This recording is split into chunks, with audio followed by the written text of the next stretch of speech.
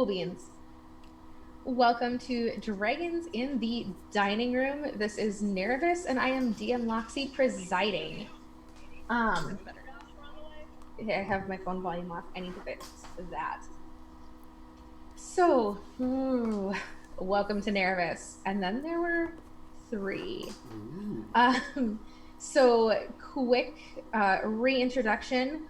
We have, I'm just going to have you guys do a super quick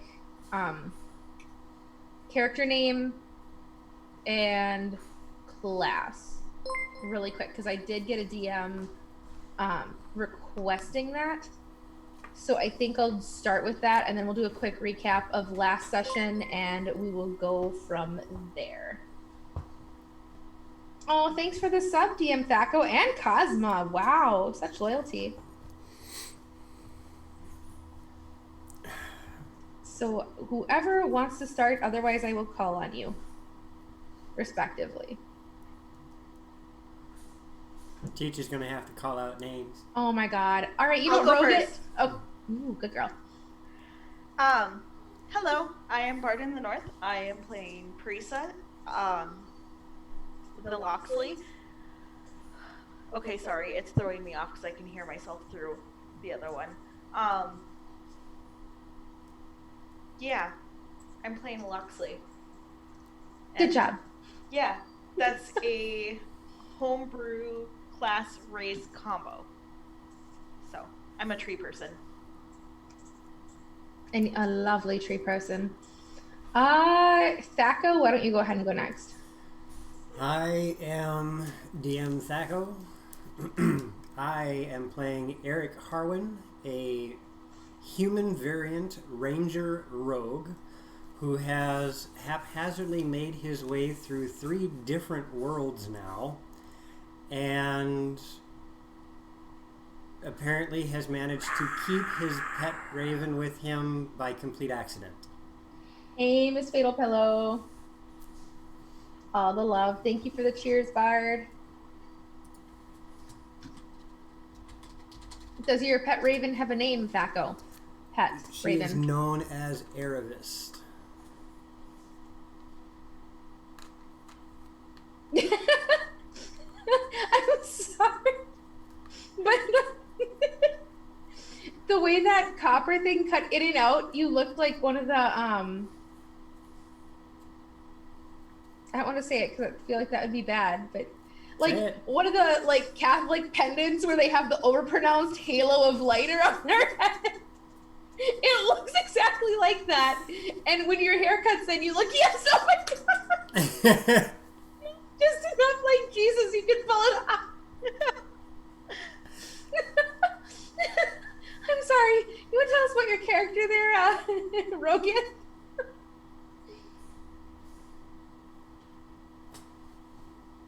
Oh, you're muted. Oh. There we go. Yay! Speaking of holy characters, I am playing a human variant, Paladin Barbarian, or Barbarian Paladin, whichever way you want to look at that, by the name of Rogith. He's also our Sean Connery of the group. Yeah. Yes. So I got to watch part of Highlander the other day for the first time. That earring, though, like, I was stuck there. I saw his character, and I'm like, I know it's the 80s, but you got this thing. This thing. It's I can't stand out. You have a Welsh actor playing a Spanish person carrying around a Japanese katana. He's just a little confused. Leave him alone. When we said there can only be one, we weren't talking about the size of your earring. It was great. It was a good movie. From as far as I was able to make it into it, which wasn't that far. All right, we are going to kick things back off. Where we last left off, you guys had just gotten back to Fort Calyx. William Cuthbert had gotten there, or Eric, I'm sorry, had gotten there ahead of the group to check some interesting rumors out. Parisa and Rogith had been talking about a young man who had fostered with the Loxlies and had learned some of the wardening skills. Mr. Bark, I might end up having to change his name. I was on the spot. You mean from Bark Roofin? Nope. It's canon. It's done. You got to live with it. You know, his home village was Hoof and Trot. We'll just go down this rabbit hole as far as I can dig, which is quite a ways, just to be clear. So we're gonna roll with this, and it's gonna be great. Understand? Eric had also killed a hag, dispelling an illusion that was in fact on Benjamin Cuthbert, who is now very much deceased, and appeared to his son in a vision. Over the course of the long rest, you guys awake the next morning to find out that William Cuthbert has indeed departed from Fort Calyx, saying at the last minute that he forgot something at home. He had to go help his mother and brother, and he would be right back. You guys discovered this missive and were like, Nani? And went on about your way and went, all right, well, we're in the middle of life and death situation. It's cool. It's cool. He's got to take care of some affairs. Yep, and he promises to return as quickly as he is humanly able. I gotta run. I'll be right back. Okay, William. No. My kids are there, so that's cool. So hopefully they need food or water or sunlight or wait, that's plants. Shit. Well, technically it's fine. It'll be fine. It'll be great. It'll be good. I cannot sit cross-legged for that long. Ow. So hopefully everything will be going well, and we will see William Cuthbert again shortly. I do not have his character sheet, so I am going to fly by the seat of my pants for that, and that's part of the reason he's just disappearing for the session. Okay, great. I have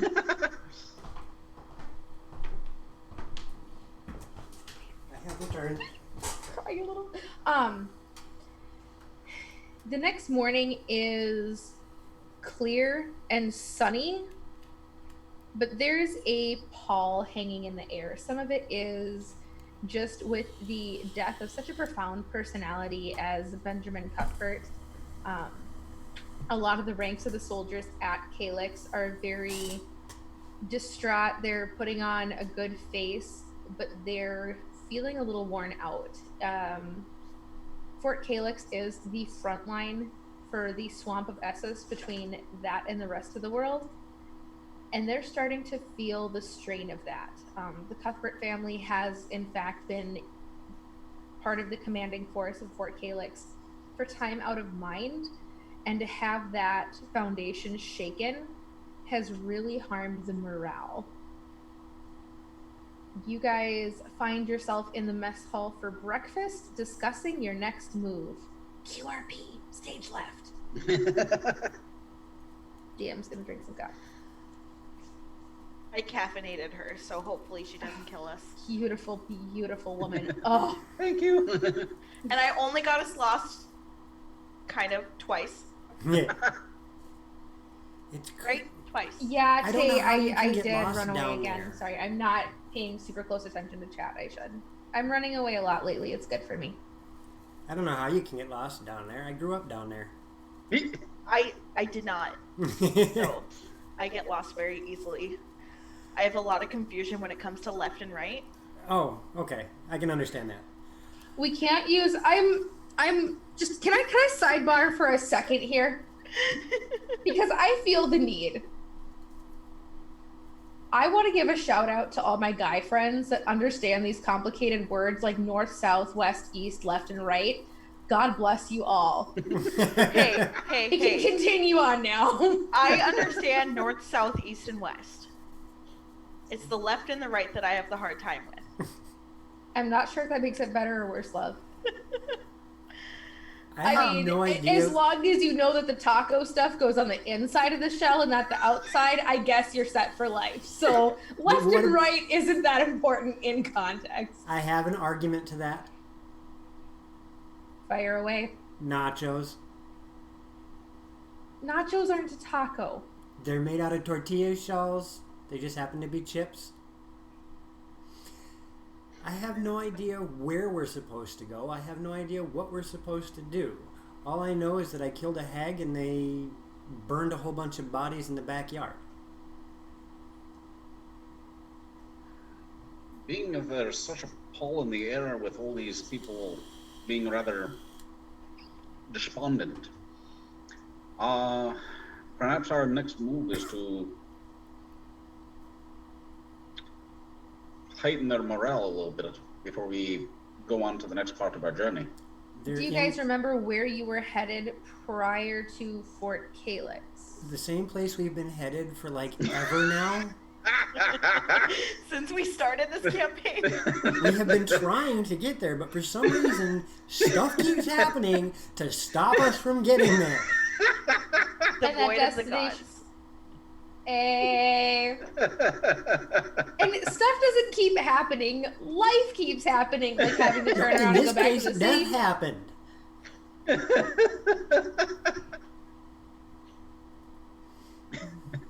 Bless your heart.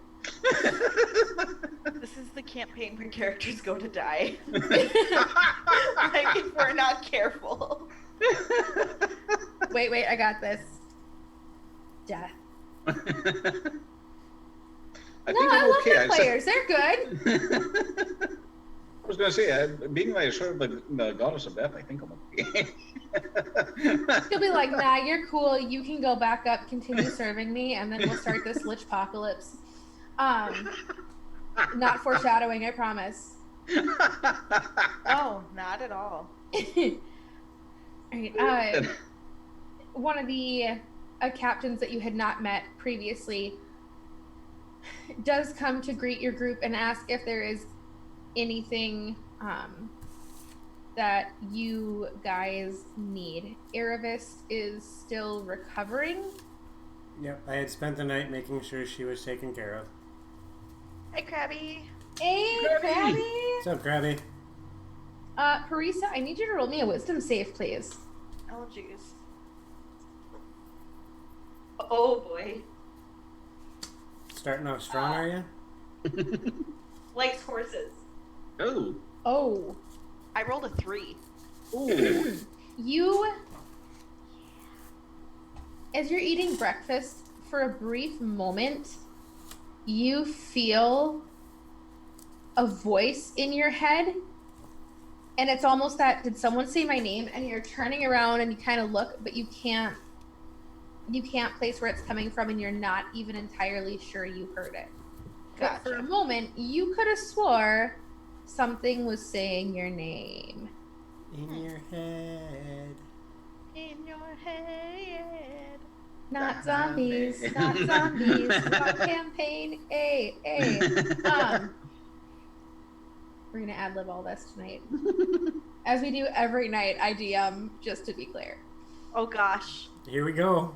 Okay, hold on. Let me mute myself. Okay. Hold on. Really, Krabby? Hold on. Because we can do this because we're in the same room. Yeah. We can do this.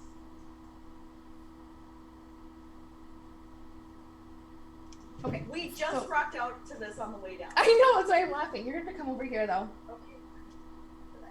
So, for those of you wondering what's happening, our friend Krabby Patty has decided to ask the group to sing "Say My Name" by Destiny's Child. Okay, so wait. You guys are gonna do this too, right? Sure. Sure, whatever parts I remember from that one. Okay, you ready? No, let me not laugh first. Okay. Say my name, say my name. If no one is around you, say, baby, I love you. You ain't running, say my name. You acting kinda shady, ain't calling me baby. Why the sudden change? There you go, Krabby. There's you. Okay. All right. You know, I really like this power in retrospect. I'm kind of like, this is why I don't karaoke. At least he chose one we knew this time. Right? Well, the only part I knew was like, literally, say my name, and that was... What? we had this crank in her car. Like, Destiny's Child, like, for, what, an hour and a half? It was, we were getting, like, all the vibes now. So... okay. Is there anything you require for your journey? William? Well, yeah. I'm the DM, not God, okay? I can take care of myself in the wilderness. Well, obviously you have all done a fairly decent job. You seem to have a knack for surviving. Wouldn't be here if I didn't. Actually, I'm more concerned about your men. They're getting ready to inter their lord. They're going to be despondent. It will pass. I don't know if... Yes, it'll be interesting as there is no other son who is of age to take up the reins, but I'm sure William's younger brother will be able to handle it when the time is right. I've met the sisters. I think you're in good hands. I have a feeling, if I'm not mistaken, one of the sisters may end up assisting in command in the time being. Would not be a bad idea. Me. She was. It has not been the way of things, but they seem quite opinionated for women. She definitely has a mind of her own. As there's that lull that goes through. Bro, we were heading towards... Shut about the slightly misogynistic person we're talking to. I mean, he's not wrong. No, I'm not saying he's wrong. I'm just... And I wasn't saying it. I wasn't saying it to be rude either. I wasn't talking about you. Oh, okay. She was talking about the captain, babe. Gotcha. I was gonna say Eric's a little more open-minded. And about this time, you hear... Hey, Jaded. Hey, Jaded! You hear footsteps, and they are panicked footsteps rushing down, and you see a soldier with sweat pouring down and looking frantic, and his gaze passes over the captain twice before it dawns on him that is in fact who he's looking for. Sir, you need to see this. We need you up on the wall. There's you, Loxley. Maybe you know nature things, right? Use words that make sense, man. The sky. There's something wrong with the sky, and there's ogres pouring out of the woods, and they're following a woman chanting goddess. Oh no. We should be all right. But there's something wrong with the sky, and I can't tell if the ogres are angry at it or us. Well, we'll find out about the sky, but I'm fairly certain the ogres are going to be okay. And I'm just going to stride out the front gate. All right. I'll go with them.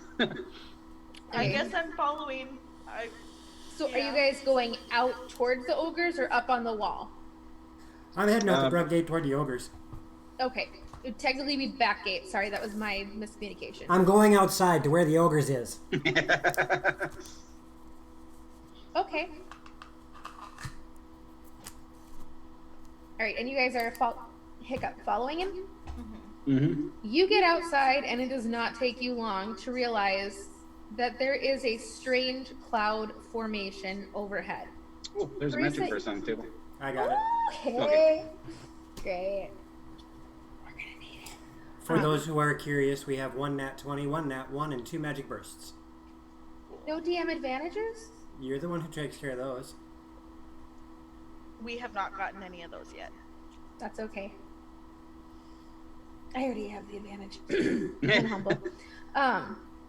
You've seen, and Eric, you as well. You've all seen storms before.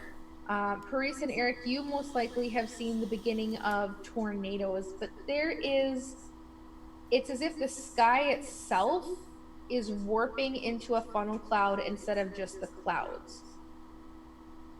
Okay. And that doesn't work, Bard in the North. You're playing.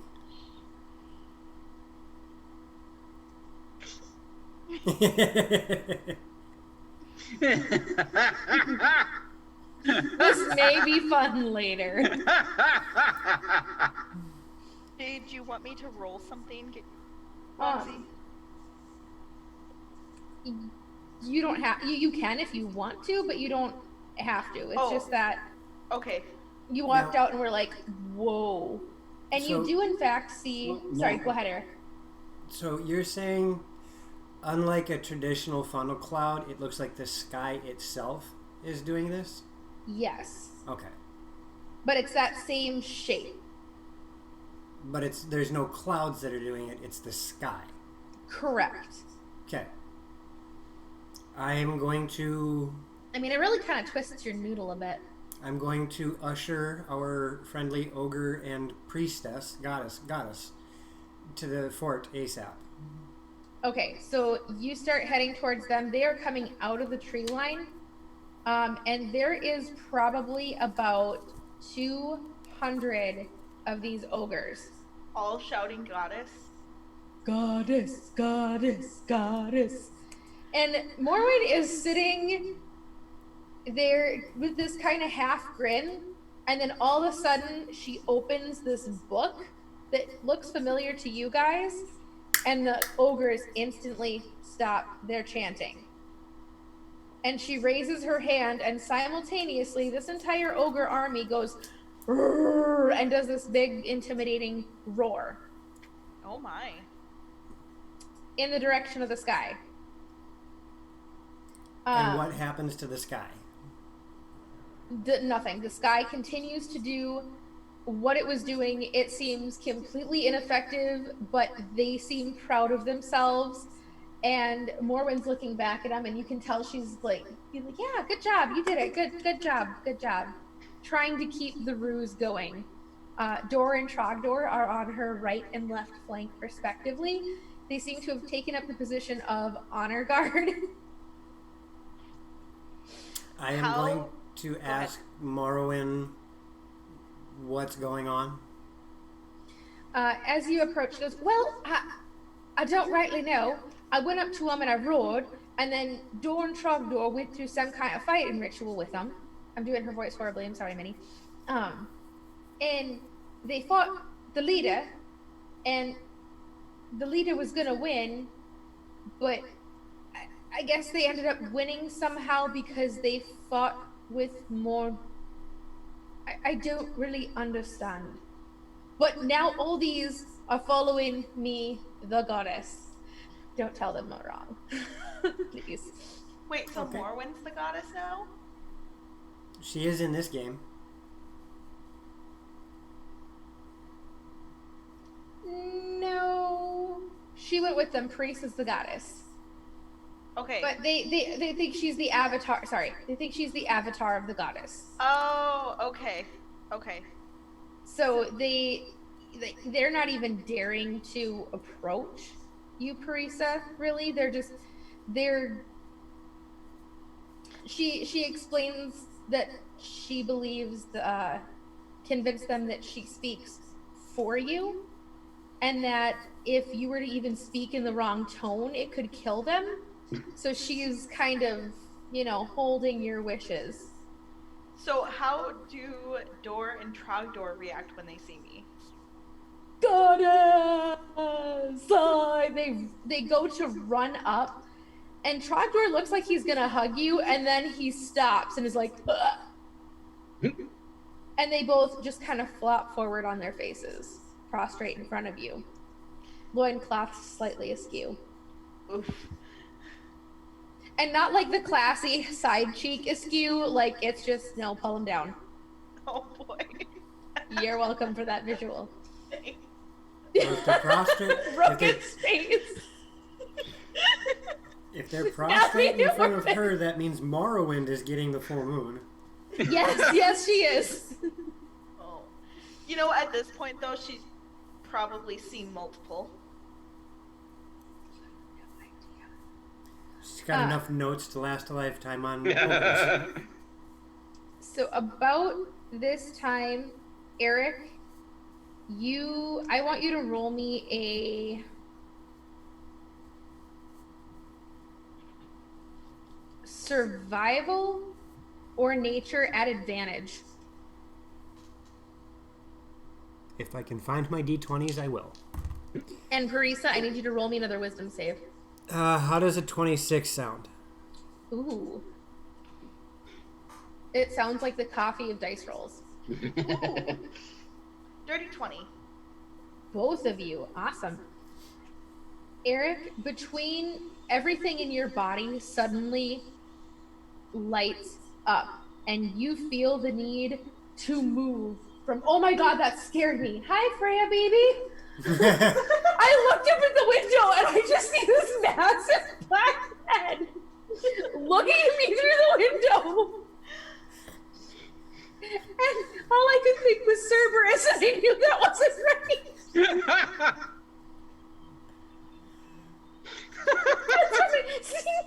So Hades, you are now in the underworld. Hades looks up from what he's doing, looks across the room and goes, honey, why are you crying? As Persephone looks at him, scratching Cerberus's heads, I only have 2 hands. Oh, I felt that in my soul.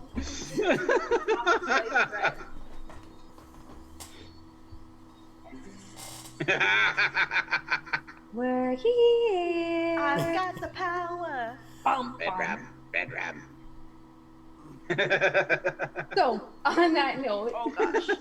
Okay, we will need to change it from red though, because it's kind of. It's hard to see. You look like a lobster. When don't I? No, fair enough. Computer. Office lights. Purple. Computer. Office lights purple. Nope, computer doesn't like you. Sorry, I'm trying to usher everybody into Fort Calyx. And you feel the need to move from your exact spot right then, and Parisa, you hear a voice in your head. Move back, it's coming now. Everybody move. And I will do a very nimble roll out of the way, as if something was being shot at me. Both of you roll me dex saves at advantage. At advantage? At advantage. 21. 10 less than that. Oof. 11. Yeah. As you dive out of the way, there is a dual forked, I want to call it a trident, but it's not, because it only has 2 spokes up and 2 spokes down. Thank you. That comes out of the sky and lands in the ground. Parisa, you are, it misses you, but the force of it hitting the ground is enough to shove you forward, and you take, oh my god, I don't have dice. Hold on. Fail DM, fail. Yeah, you know what though? It's when is Loxy ever on top of everything? DMing is literally this is the chaos of my life, and I'm just gonna spew it out of my mouth and do a campaign and see what happens. This is my therapy. It's not organized in any way. What the heck? You know how I said I was missing a D8? Now you have too many? No, now I have 2 full sets of dice. Oh, okay. My mini sparkles. Ooh, and you take 8 points of damage. Okay. Oh wait, yes, I have a pencil. Ha ha ha ha. I am prepared. To put this in size perspective, this weapon, the head of this weapon, is twice the size of the gates of Fort Calyx. and it looks like it is descending from the sky. And slowly, as you look up, you see feet appearing, and then a body. As I say Evangelion? this begins to descend. What? Move it over just a little bit. There we go. More in front, in front of your face. Courtesy of our very own Twisted Drake. It's one of his Thanks, newest Twist. minis that he printed. So just this, the head of the weapon is double the size of the gates. I'm in danger. Oh, geez, that scared me. What? Who is it? Miss Fatal Pillow is now, I have her head and the dog's head looking through the window. To put this in perspective, this is a basement window, and it's like, by, Hi. oh, geez. She's coming Allie across the was mic. caught on the microphone. For anyone who's listening, Italian seasoning! Wait, what? I'm confused.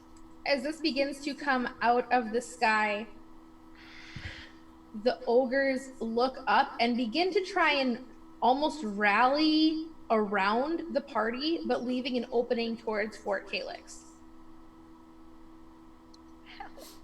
My foot fell asleep. And Dor and Trogdor immediately stand up and look to you, back and forth between all three of you, or four of you rather, and go, "Goddess, what do we do?"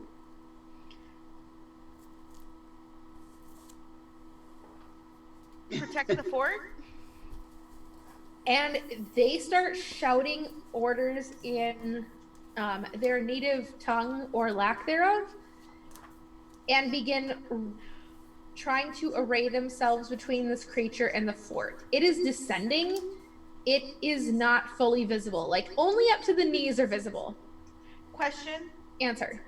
Was their native tongue or lack thereof? Or is they don't have one? It's so hard to understand that it's more of like grunts and gestures. Like when you've hit that comfortable stage of a relationship or a few years into marriage and you wake up in the morning and the alarm is out of both of your reaches and you want the other person to get it, but you can't verbally express that yet. So you're like, and they're like, and you're like, and they're like, and you just go back and forth for a while until one of you is in fact awake enough to get up and hit the alarm. Not speaking from experience.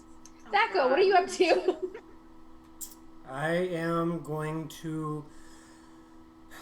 How much space is there between where I am and the nearest place to hide, such as trees or whatnot? The tree line is only about 30 yards from you. I'm gone. Okay, you're booking it for the tree line? Yep. Super quick. I'm not even gonna have you roll a wisdom save for this one. You hear a familiar voice in your head. Wait, do you have Erebus with you? I assumed she was in the fort healing. Okay, that's what I thought as well. You hear a familiar voice in your head. "This is dangerous. I'm coming to find you."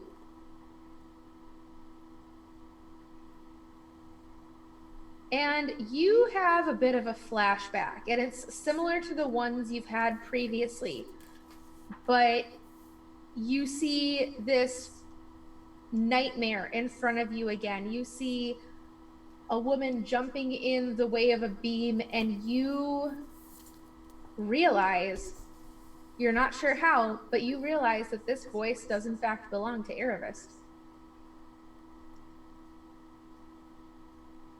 Okay. Your noodle is now twisted. I think. I'm not sure how Eric would respond. You do.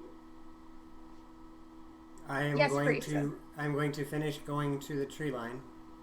Okay, you are able to make it there. I'm just going to let you guys get to where you want to get to. This thing is descending, but it's not descending quickly.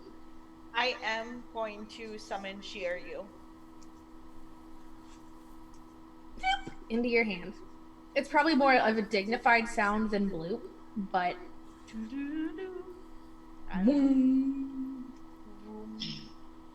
If like a lightsaber was a bow, it would make that noise. See, and I was considering more the idea of stepping on just barely brittle twigs and leaves. There you go.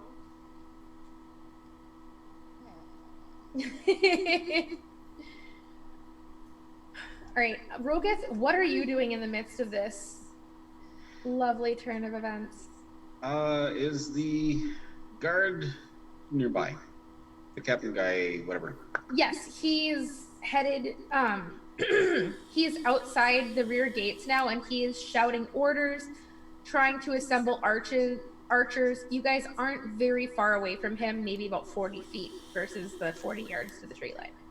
Okay. Are there anybody going about making sure of the civilians?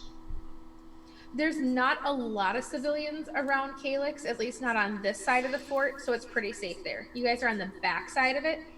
Okay. So any civilians that would be running about would be closer to the front or within the fort, and it sounds like the fort sounds like a kicked bee's nest right now. Everyone is in motion. Gotcha. Being its attention is probably going to be drawn towards the fort. Best option at this point in time for my character is to do the same as Eric, head towards the trees. Okay. I'm going to stick close to them. So I guess I'm heading for the trees as well. Because it's not that far, correct? Correct. It's about 40 yards. Okay. Besides which, if this thing is actually after us, for whatever reason, keep its For attention whatever reason. elsewhere. I felt like that spear trident thingy throw was a little bit directed. Well, maybe we can keep his attention this way and not towards the fort. I see you this time. Oh, was it trying to sneak up on you? Oh,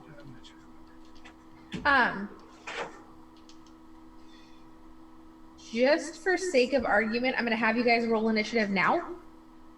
And then we'll have a nice little mini cutscene that was totally pre-planned more than a few hours ago for your enjoyment and entertainment.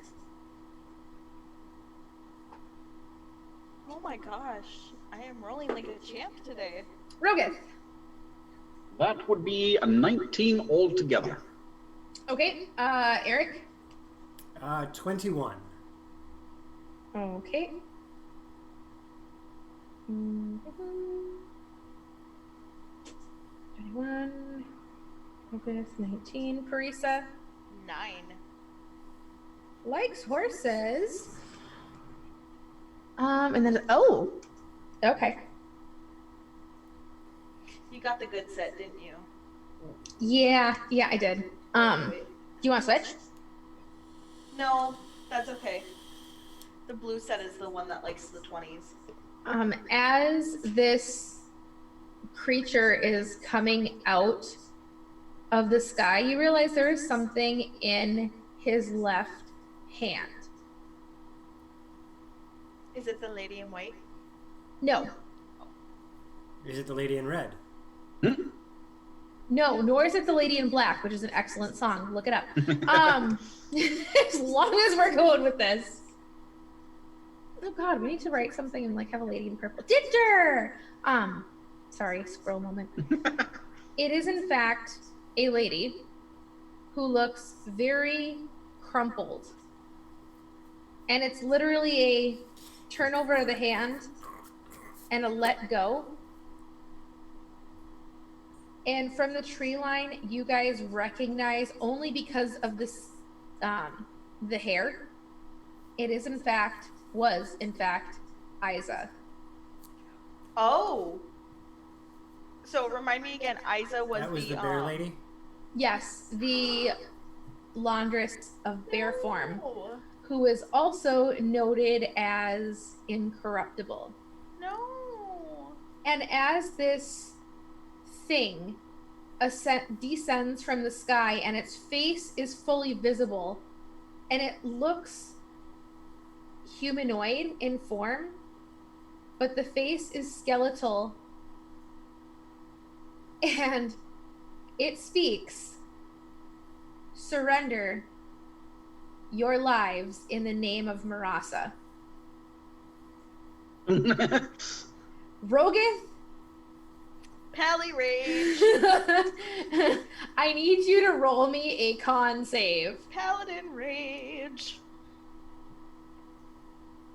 Which he has, a couple levels in barbarian too, so it works. I mean, this was planned. It just wasn't supposed to be for a while yet, but things happened, so this is happening. That was a con save? Yes. Good thing I have a +6, man. 15? You overwhelmingly feel the presence of your goddess fill you. This is not of me. My realm is under attack. And then the voice cuts off. Oh, damn. This is not of me. My realm is under attack. We're sorry. Your call has been disconnected.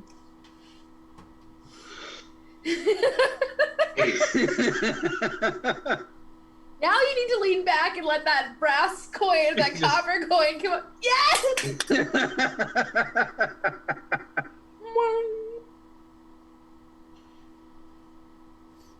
And as this thing is now on the ground, and as it lands, there's just this ripple of dirt and debris.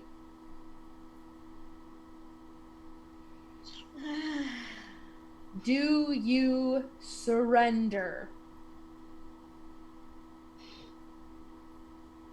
It's talking towards the city or towards us? It's facing the fort, but it's just speaking. You get the sense that anyone within earshot is being addressed. Well, being that those two are near me, this thing is not of Marasha. That was my next question.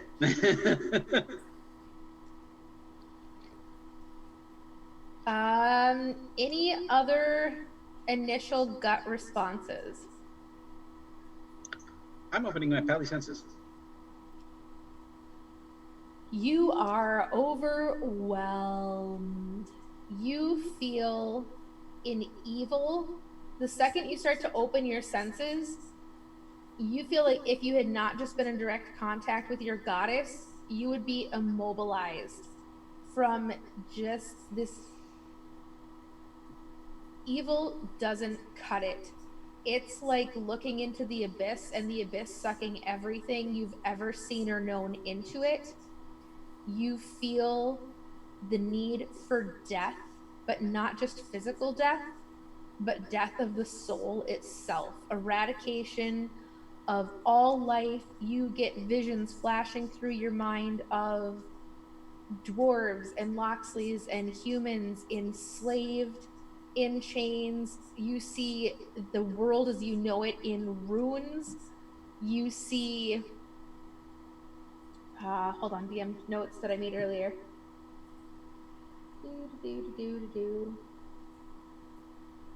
You see a vision of a preserved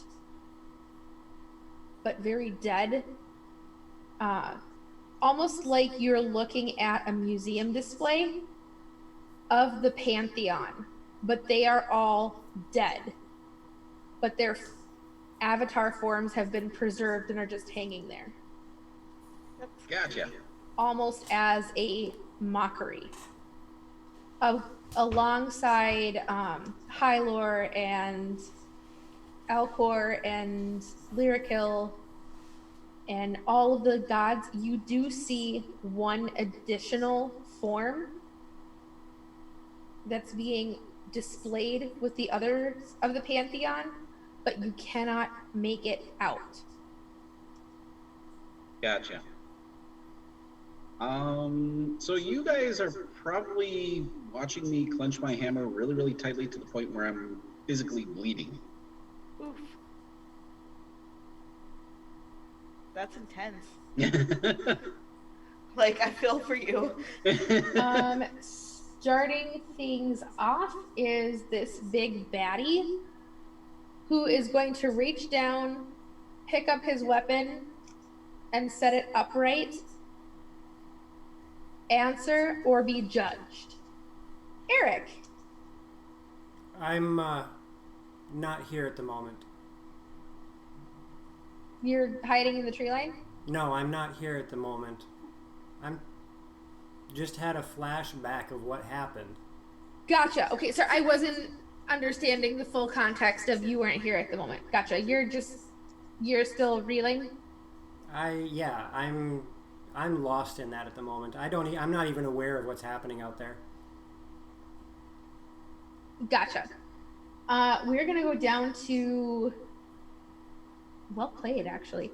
Rogith, you are next. I am going to unsheathe my holy symbol. By my blood, I will. Crap! I had it in my head. He's going to become an oath-sworn paladin. Blood sworn. I will defend the honor of Marasa. When you speak your goddess's name, you watch the head turn to look at you.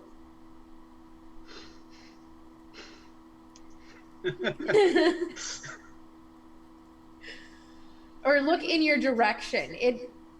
It's almost like it was able to sense you speaking the goddess's name. Gotcha. And I apologize to you both if I end up getting you killed. We would be remiss to not fight. Parisa. Unless you're gonna do anything else, Rogith, are you gonna move or? I am taking a semi-wait and see action. Okay. Because I don't know the capabilities of this thing. All I know is that it's really big, really evil, and potentially super powerful. And we're level. So I'm 4. sizing up my enemy at this point in time. Yeah, you guys know that Isa was a total badass. Mm-hmm. And for Parisa, she's feeling a little bit of Loxley rage. Because as far as humans go, the laundress are probably the easiest for her to understand. Yeah, there's a definite connection, especially with her being a warden. Mm-hmm. I mean, it's the only shapeshifters you've ever known of existing were the laundress, as far as outside Loxlies. Mm-hmm. You're not real sure about Barkroofin. Right. I need more serious NPC names, you guys. Barkroofin. Bum bum bum bum bum bum. Just... All right. So what are you doing, Parisa? Well, I have Sheer you out. Yep. Yes, you do.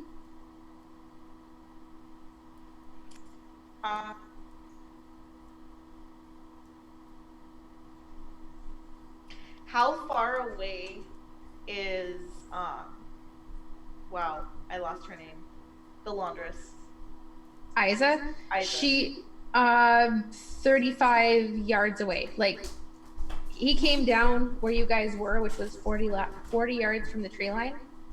And when he dropped her, she's 30, 35 yards away. Yeah. So she's like right next to Is him. it Gaben's turn? Yes. Crap.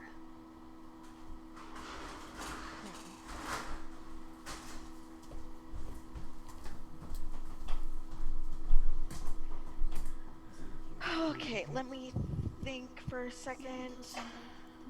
All right, and then this thing is going to be up, and then Eric.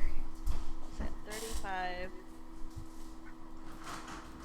So it would be like 120 feet away ish.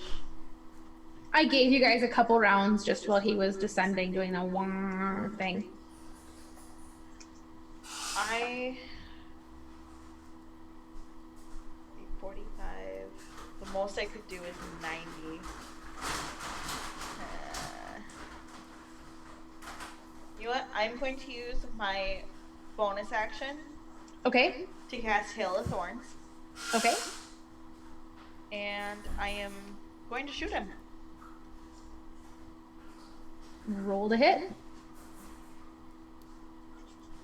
Please roll good for me. Okay, that wasn't terrible. I mean, this thing is huge. I mean, like hitting the broadside of a barn door. It's like hitting the broadside of a broadsword. Yeah. Because that's what it almost happened. What'd you roll to hit, love? Oh gosh, 21. Oh yeah, you hit. You hit solid. Perfect. Roll And for beautiful damage. Hail of Thorns. He needs to make. Wait. He needs to make a dexterity save. He fails. Sweet. This thing is not quick on its feet. Irony.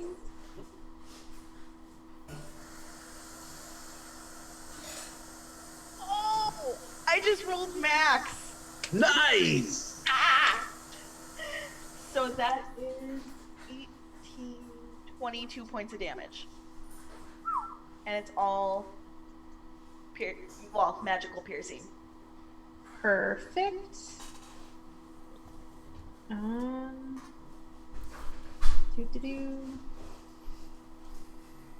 Okay. Sorry, I'm going back and forth between my notes because I got all my DM stuff together and then I left it. See you, Kiwi! Wait, don't tell her to say hi, I miss her.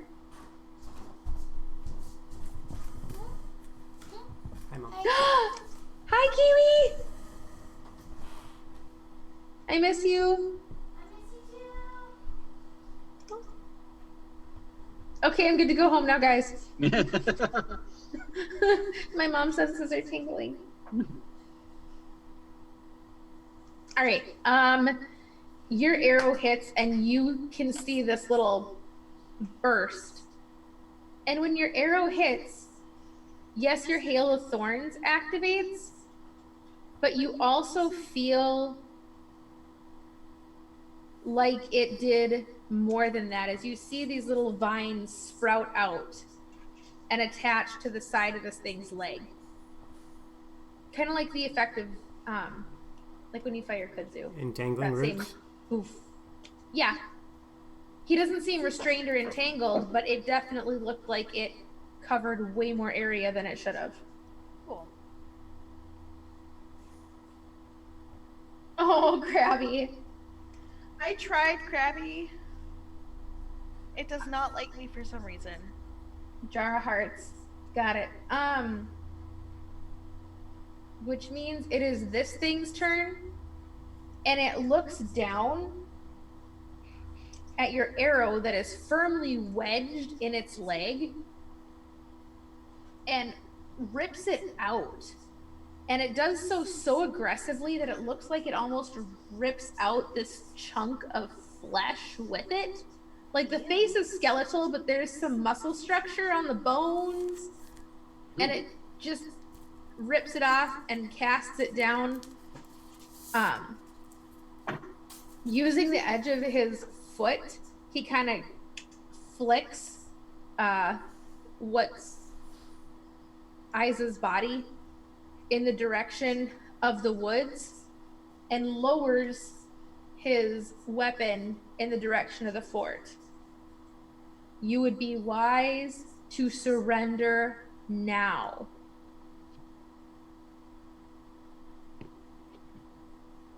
And Eric. I'm still lost. Nothing's shaken me from this yet. Okay. Earth to Eric. Hold on. Nerevis to Eric. You have Nerevis' sheet, correct? Yeah. Okay. What do I have her fly speed as? 60. No, that's her night vision. Movement is 50 feet. Okay. So she would make it to you this turn. So on your turn, she does make it to you, and you're not sure how, but you can, in the back of your mind, as you're fighting with what's reality and what's not, you can hear her voice, and you faintly feel her wings beating against your face. Eric, you've got to get out of here. Snap out of it. You can choose to respond if you would like.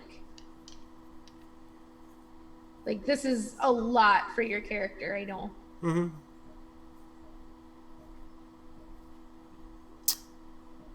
I see her. How does she look? She looks rough, but considerably better. I mean, her feathers are kind of like muffed up, and she looks like an 8 out of 10. Or wait, hold on. 7.5 out of 10. Gotcha. And I will look at her. You shouldn't be here. You should be resting. And then assess the situation. This thing is pointing its weapon at the fort. Yes.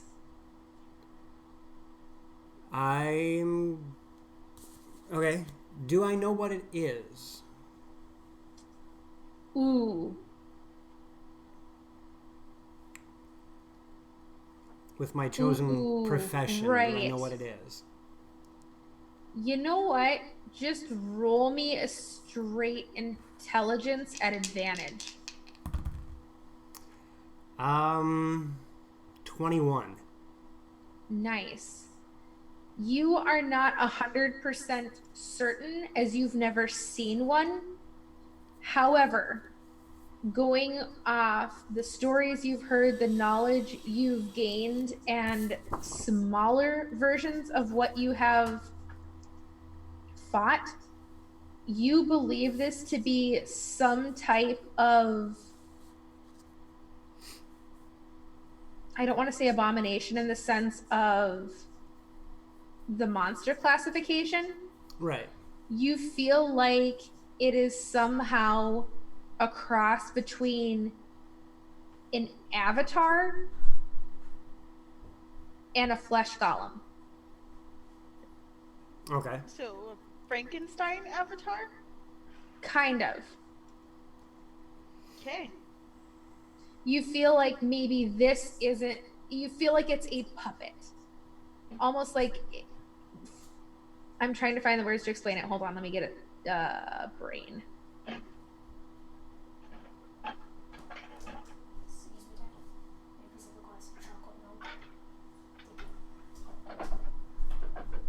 Oh my god. Okay, so in Inuyasha, when they fight Naraku and then it's just a little wooden thing with his hair around it. Yep. Trying to find words, but really similar to that, but in a D&D undead sense. And not quite undead, but enough where you would... It's substitution jutsu. Yeah, you feel like this is a fragment or an extension of power. I don't know whether to be relieved or terrified. Both. But again, Eric is the only one that knows this. As I'm looking at it, does there seem to be a amulet, ring, trinket, something that would be the focus of where the power is coming from? Roll me perception. Why are you so smart? Stop it. Grr.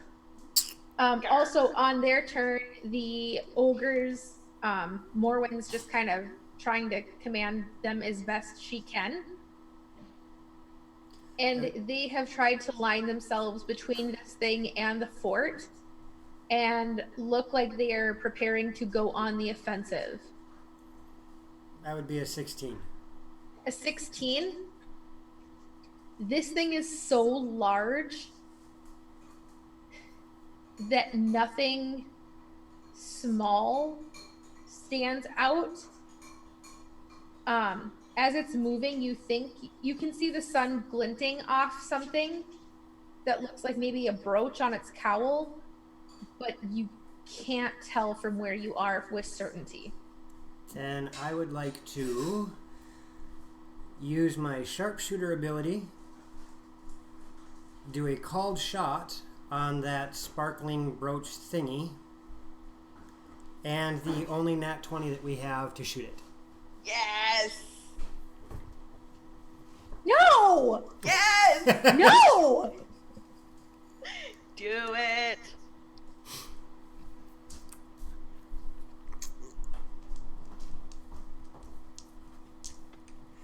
That would be... Would this thing be considered undead? Yep. Thank you. You're welcome. What can I say except 6, you're 11, welcome? 13, plus 12 is 20. Well, it's been a great session, guys. We'll see you in 2 weeks. We're going to leave off here. Kidding. Half kidding. Shoot, I lost count. 14. 18, DMLoxy. 24, 31, 25. 7. Shh. Make me. 34. DMLoxy. Plus 8. I'm gonna give them this really bad, big, evil guy. So that way, that'll take up the whole session. Hey, what's that shiny thing? There is not enough FUs in the world right now. Let's just be clear. That's 44 points of damage. All right, hold on. I need a separate. Do you have, Pencil, paper? yeah. I just Hey, need like a scrap. Hey, Parisa, Yeah. I think I'm taking your title. Oh. I mean, Eric. Here you go. If you need more, let me know. That should be funny. I have to separate some stuff here.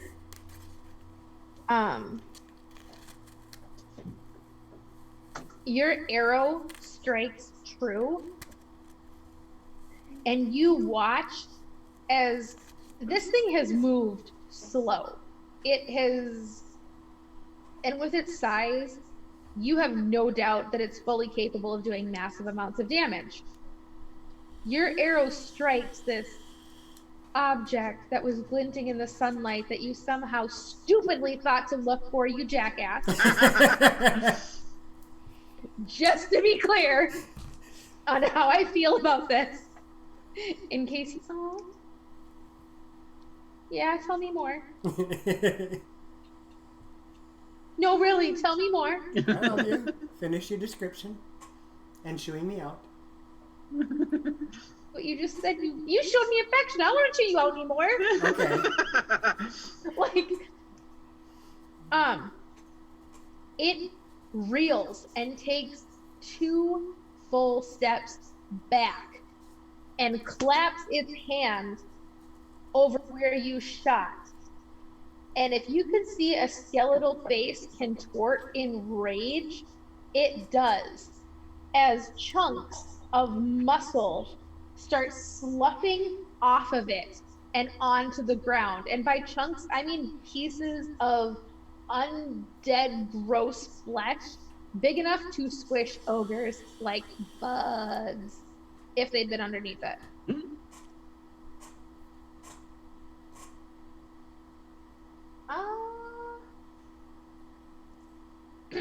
You feel very accomplished with yourself.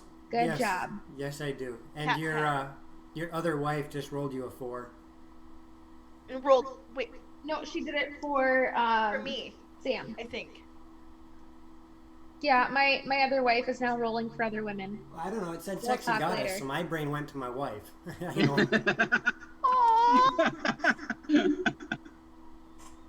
Can we clip that? Because I'm gonna need to watch that again later.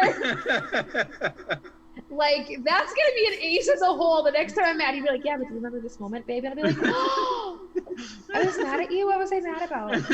You know what, Gabs? In this situation, you can be the sexy goddess. You can have the 4. No, she meant it for you.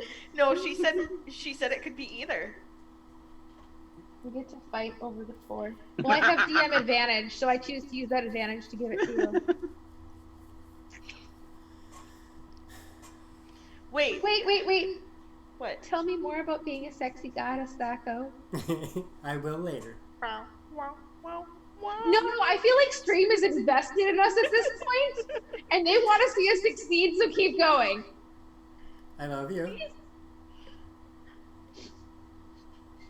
Yeah, and? Okay. Yeah. Thank you, Allie. What? Oh god, she clipped it. Oh no. That's hilarious. Woo! Maybe I don't want to kill you guys tonight after all. Between coffee and I love yous. But... Wait a minute. Are you sick? Depends on the context. Do you have a temperature? Nah, yes, always. 98.6. Ladies and gentlemen, my husband. So, wait, it's Saturday night, so Saturday Night Fever. I'm so excited. I just can't hide it. I can be home in 3 hours. Are you walking or? I will Uber if I have to. Like, that would be an expensive do not Uber. underestimate my motivation at the moment. Okay, because my motivation is definitely not to go back home right now. You can stay. Okay. I mean, I love you, but she'll thank you, Miss Fatal Pillow.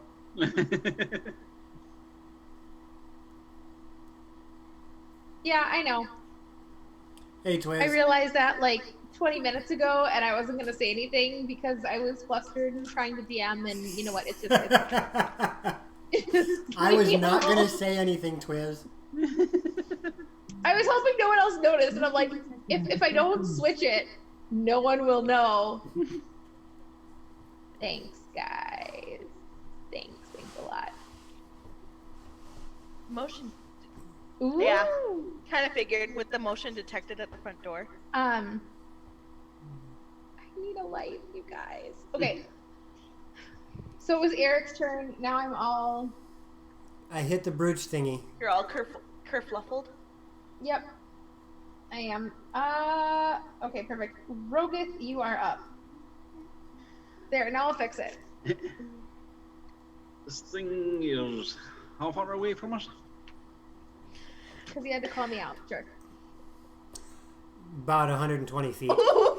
You know what? I will take the 4. You can have the 1. I will take the 4. Okay, I'll take the 1. Oh wait, no, I want the 1. No, I want the 1. Nope, you already gave it to me. Damn it. Suffer the consequences of your choices. Well, I want the 1 though. Oh no, And that's why I now had it there is a backwards. legitimate DM advantage. Ooh. where did I go? Shoot, I had it. Perfect. I'll take that too. Wait, Miss Fatal, if Jimmy's home, did he bring tacos? How much you want to bet he didn't? Probably not. Oh well, that's okay. I mean, it depends on whether or not he looked at his phone. Either way. Alright, Roguth, you are up. Okay, so this thing is 120 feet away from me, correct? Roughly, yes. It'll take me a couple Hey, rounds thanks to for get the sub, there. Loxy Loramir. You now have the 1 year dragon icon. Get a little diamond up in the corner. Ooh. And this thing's attention is at the city, or is it more drawn to... It's at the tree line now since Eric shot its bling. The jerk. So is he closer now? No, he took 2 steps backwards from it. So he's closer to 150 feet now. I suppose I should remember to do that next time. I knew that was coming, and I still jumped a little bit. Like, I've been watching the back door for that. We talked about this. You were a dick. Come on. We talked about this. Don't slam this. He wasn't trying to scare you. He was trying to scare Parisa. It worked. Oh, yeah. No, like, I've learned where to watch now, and I've learned the noises the house makes enough to save myself. I'm just glad you guys were there. Well, Parisa was, and Eric was, for when a June bug flew in my office the other night when we were on Discord. Ooh. That was bad. That was hilarious. We were in the middle of a fight, and I'm like, all ragey gamer, and then this thing flies in my face, and the noises I made were not pleasant. It was great. We were amused. I was not. I swear. I was crying. I swear, if Jimmy comes down now, It's okay, you can sleep on the couch with me. Unless I'm Ubering home. Babe. I love you. Alright, so, how tall is this thing again? Huge. So if the gates are... Oh god, hold on.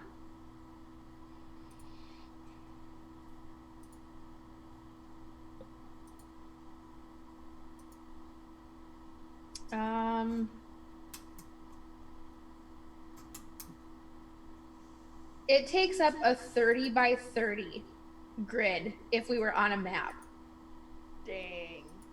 It's as tall as if it were an adult dragon standing on its hind legs.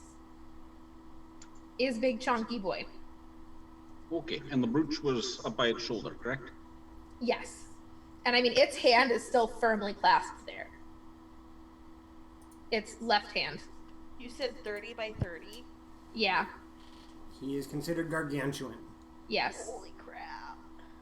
I mean, like I said, this part of his weapon, just the head, is 2 fort gates. He big boy. Yeah. Well, I'm going to cast Protection from Good and Evil on myself. Okay.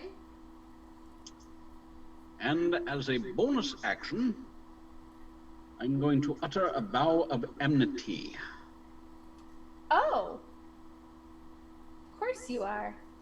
You delightful thing. And then I'm going to stroll out there. You saunter on out, you bad boy. Being its attention is drawn towards the trip line. Be our guest, make it good or else. Let's finish Rogat's turn for sure. Yeah, we'll finish Roga's turn and then we'll figure it out. Yeah, I'm gonna approach it and be all like, I'm Rogath, Paladin Morasa, and I will send you back to oblivion. When you say the name Marasa, it turns and looks at you. But it seems a little less dire after Eric's shot But again, its left hand is like firmly clasped over that brooch. All right, you getting up here so we can do this thing? How do we go from Destiny's Child to Disney? Welcome to the stream, folks.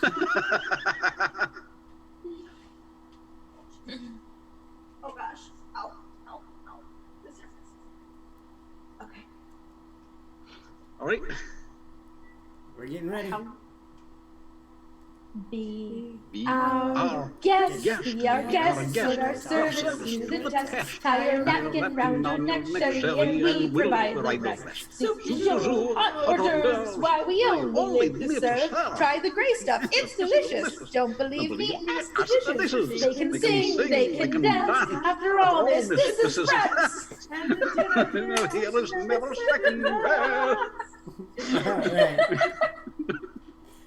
We've got a lot to do. Is it a lump or two? You just went like Indian.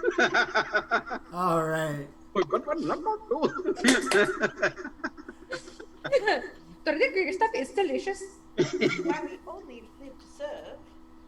Well, some of us do. Would you like to try the gray stuff? It's delicious. Do that again. That was kind of hot. Would you like to try the gray stuff?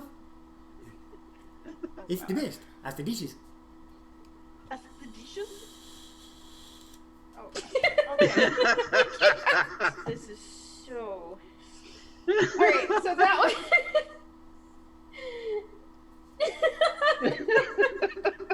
Yikes. Okay. So who's after Rogoth? Prisa. Wait, no, ogres. Because they were in range. They are going to rush forward, and the ogres that have spears are going to lob them at this thing. And they do lob them at this thing. And you see some of them hit, some of them miss. This thing looks like a porcupine from the ankles down. And it seems to try, like it's trying to shake them off a little bit. It does seem like it did hurt him, though.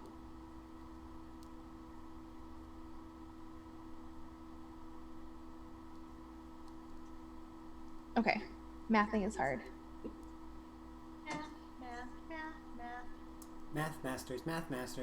I didn't hear math. I heard meow, meow, meow, meow, meow. I heard the Meow Mix song in my head, and I'm not sure why. Kasama. No. What am I missing? No, there's a story here. Tell me, I demand it. There is a story. I will tell that story later, out of respect to Kasama. So what I'm hearing is we need to do the Meow Mix song. Not right No. now. Take care, Seek. Bye, Miss you see you too. later. All right, so, Parisa, it is your go. My go? Yes, the ogres have gone. Hold on. Okay. Crap, and I have a 4.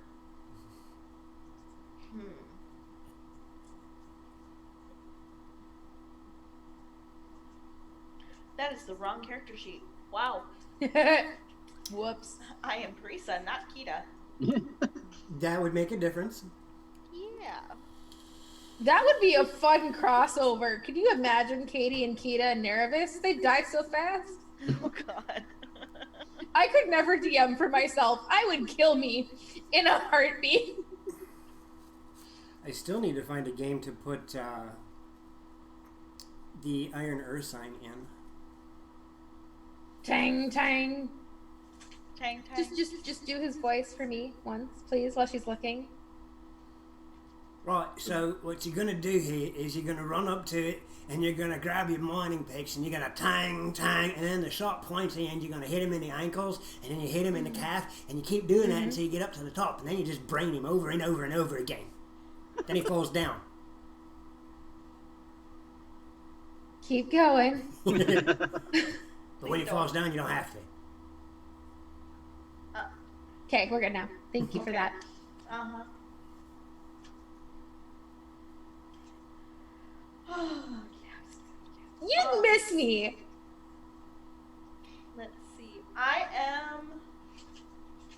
guess gonna shoot at him with my bow again.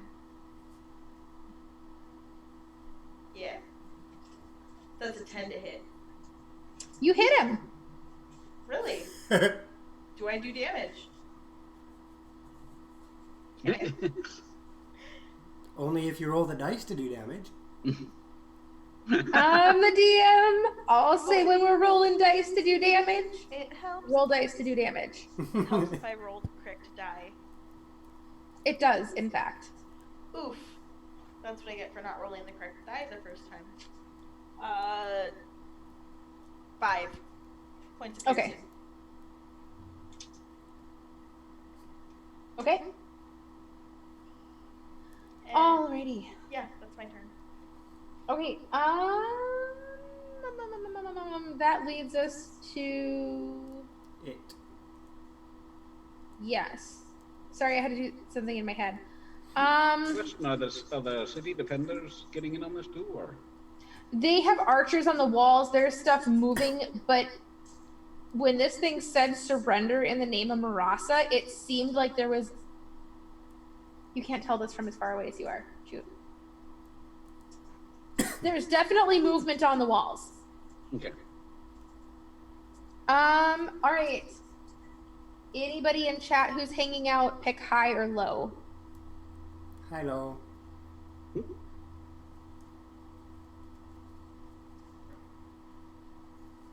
Oof.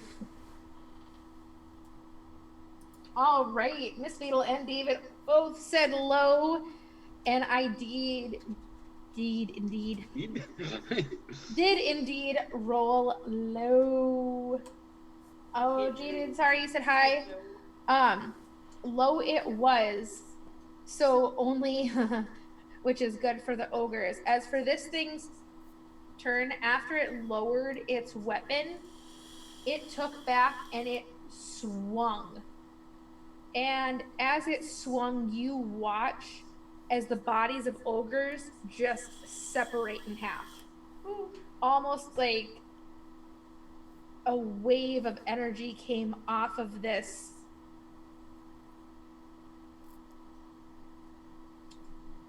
Oh, I just lost the word. That was Rancor. great.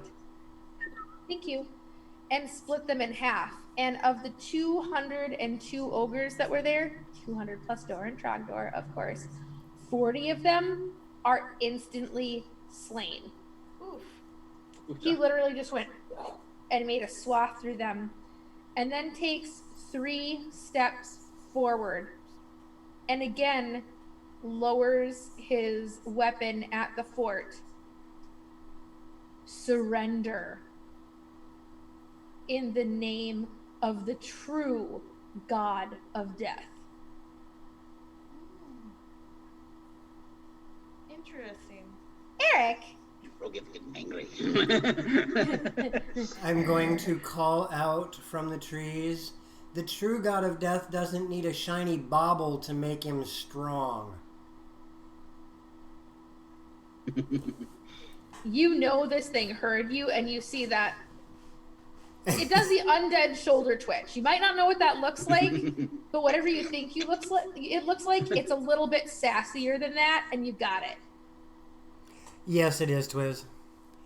I am going to, at that point in time, draw and fire again using yes, it sharpshooter. is. Thank you. Okay.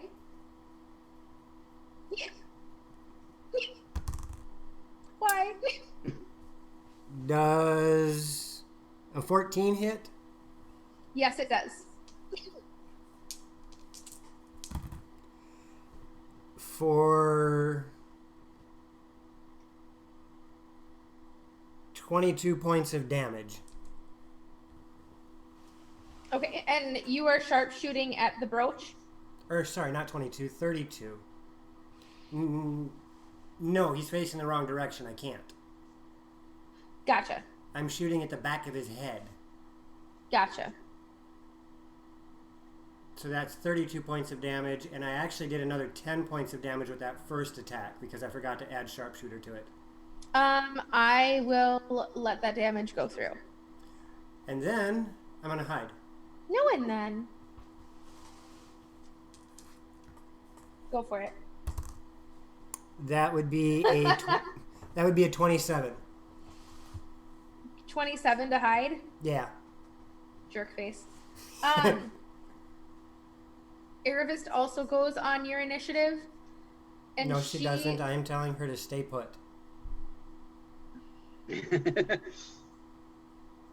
Oh. She does in fact stay put on your shoulder, but she is still trying to talk to you. This thing is dangerous. I don't have the power to protect you right now. That's fine. I'm protecting you. Nat Fireball. Do you remember who I am? Now is not the time for that. There's a dangerous thing attacking the fort. He's not wrong. Fireball, okay. So, I will roll for Fireball. Oh, sweet, because if it goes off... I'm the only one drinking. Yeah, I get a freebie. Haha. Sorry, Twiz, you lose. And apparently you lose again. DM advantage. Yes! Hey, Gabs. Yeah? That D20 likes 20s, because that's the one that I got Fireball on. We have a Fireball. Oh dear. However, because of where you all are, and where William is, and where more... Hold on. Yeah. Oh no! Oh no, Go for the trot. It goes off dead center of the fort! Oh no! Like right inside the front gates! Killed so many civilians, I'm sure. Whoops. Oh. Hell there. Okay, hold on. No, I gotta math this, because William left. Hey, Twiz. I think Fireball. he's grabbing stuff. Okay, give me half a second, because that might not be where that fireball goes off. Oh, there's another fireball. Or magic burst. Oh, shoot. You need to roll a magic burst for Paris's spell. Oh, yeah. heck yeah. Whoops.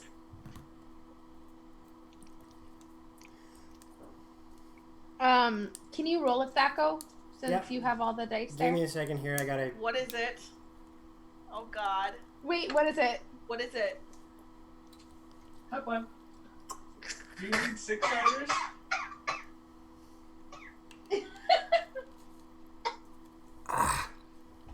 Well, What I'm with is you it? in spirit. Doesn't Yeah, smell bad. Cosima, I understand you are unable to partake. Alright, I'm afeared. It's good I stuff. trust him. I mean, I it's... We're already down here, and if it is poison, like, the internet will know. Alright. What is it? Liz, what is? Release the crack. Oh, I hate Kraken, though. Yeah, I also hate fire. Not as much as I hate Kraken. I don't know if I can do this. I can't. Alright, fireball goes off. 3, 2, 1. Oh, God. Yeah, that doesn't make me want to do this. Especially because I'm out of coffee. So was I, but oh my God. I'm crying a little bit. Hold on. So, Parisa, Oh my God. well, Ooh. actually, I gotta talk to the DM first. DM, Yeah, I feel really warm and tingly. Yeah. how many ogres were there? There were 202. So there were 210 people present. We need to figure out which one of those 210 people is affected by the magic burst. Okay. So I need a random number from 1 to 210. Okay, hold on. It's gonna be, 1 week. since he looked at me, 97. 97? 97. And are we going to start with the ogres first or the players first? We'll start with Start with the players. All right. So one of the ogres, as soon as you cast your spell, is immediately covered in hideous boils and lesions. Okay.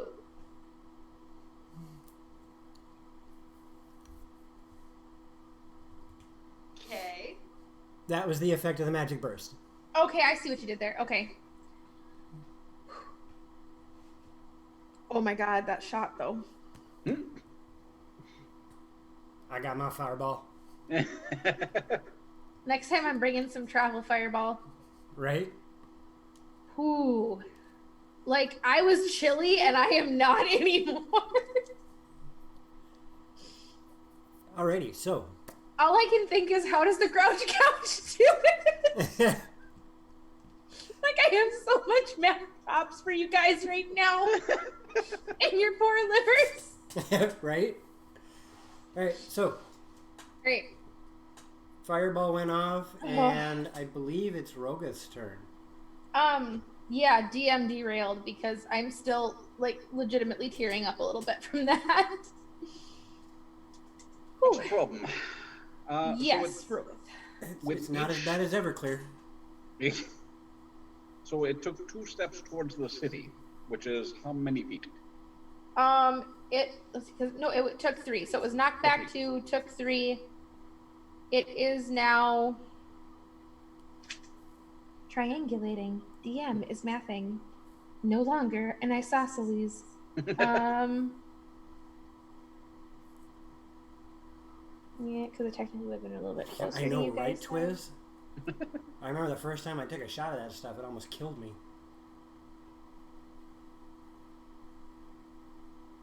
Okay. It was 150 from you guys. Now it's going to be 110 from you guys.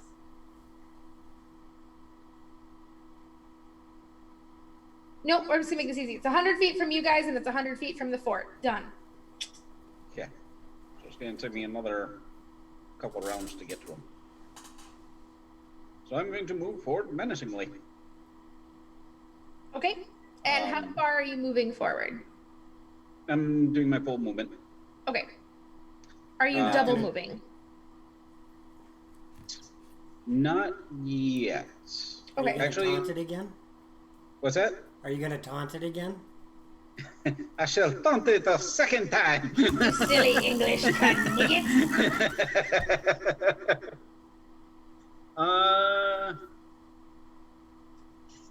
Yeah, actually, I'm gonna try to taunt it to. And do I hear? Well, do I see on the walls the soldiers and whatnot, how they're reacting to this thing? They seem to be running back and forth, milling about, and now you see this plume of ugly black smoke rising from inside the fort. Gotcha. And it sounds like there's some screams. Actually, chat, one more time, high or low?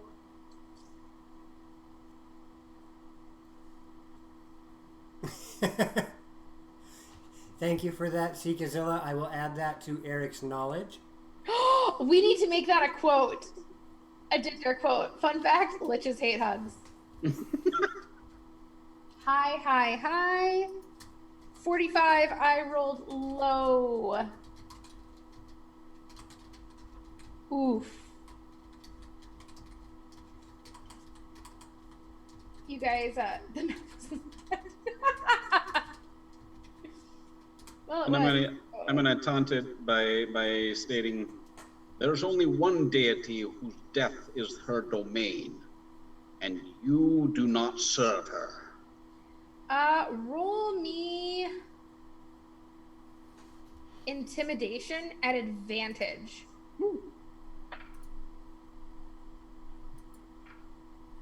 You don't quite suck much with better. Rogus. 24. 24? Mm-hmm.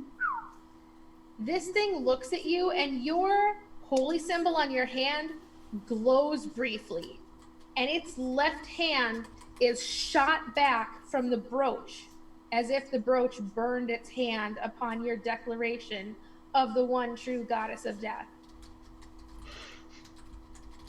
And you can now see that brooch is glowing and almost pulsating this wow, wow, wow of a light.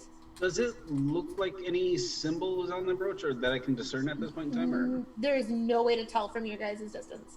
okay. It's a fine, delicate filigree, and it was made specifically for him. And at that distance, the detail would just be lost, and it's not even worth trying to describe. Fair enough. I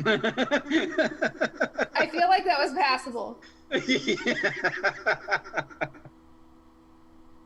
And that will be the end of my turn for the time being. Perfect. We can probably add that in for you, Twiz. But thankfully, that's not a problem right now. Lock the door. Okay, so after Rogith, we are going to Parisa. Oh, yeah. That's you! Yeah! That's me. It's me, Parisa. I am going to use my action Okay. to cast Ice Knife. Hmm. You do realize you're kind of sort of muted at Parisa, right?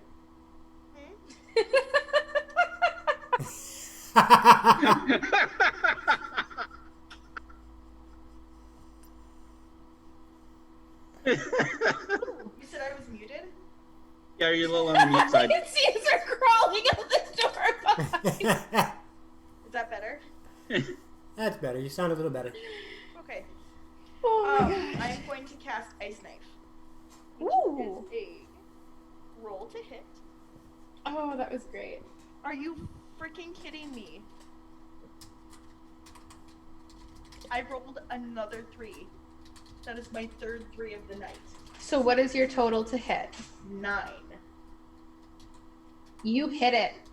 Oh, okay, cool. Blah, blah, blah.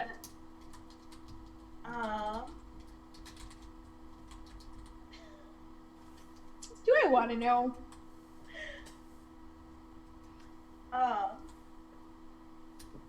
Oh, yeah. So on a hit, it takes. Where'd my D10 go? No, that's a 12. There's a 10. It takes. Really? 1 point of piercing damage. And You guys don't like you tonight. it needs to make a dex save. What's the DC on that? 16. Oh, geez, 19 on the die, so yeah. Damn it. All right, so it takes 1 from that. It takes 1 point of damage. It gets chills. I mean, it never mind. Not gonna go there. Not on stream. It's briefly chilled. Are the chills multiplying? No, it feels like it forgot to wear a bra in the frozen food section. It is now. Sorry. I watched your face visualize that broken, and it was worth it. So worth it.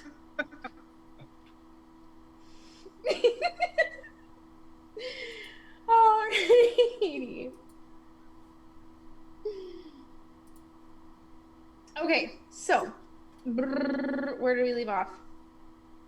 Yes. She just pinged it. Ogres. Yep. And then the ogres hesitate. Morwen shouts at them, opens her book, and roars, trying to boost morale. Some of the ogres look like they are fleeing, and some of the ogres are rushing it. Okay.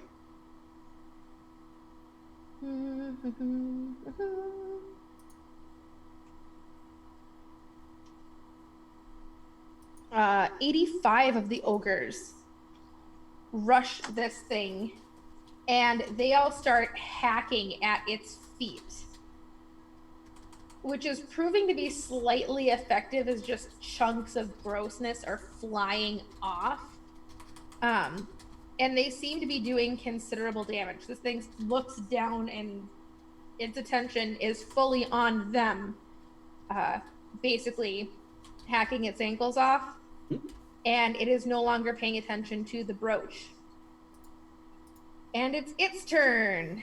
And once again, chat, you guys have been fantastic tonight. Roll me high or low. Someone tell me high or low.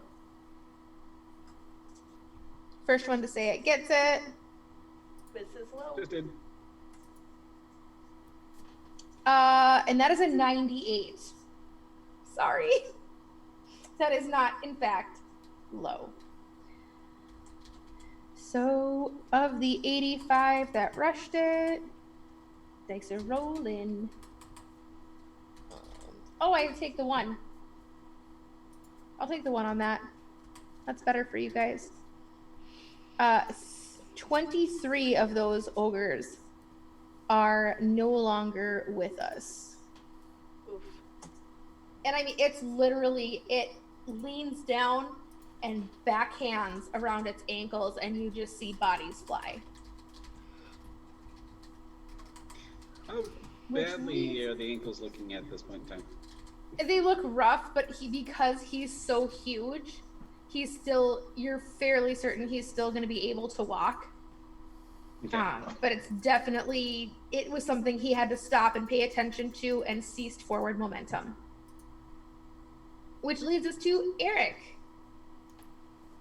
So the brooch area is visible again? It is visible. Hey, guess what I'm doing? You're going to sharpshooter the brooch. Yeah. Jerk. And I mean that like as a DM. I can still feel that kraken. Whew. That would be a 24. Yeah, that hits it. Okay. The brooch takes 34 points of damage. Oof. Okay.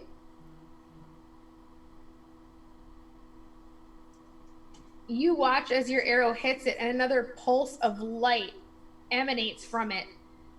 And he was leaned forward, swinging at the ogres. Your arrow hit it, and the force.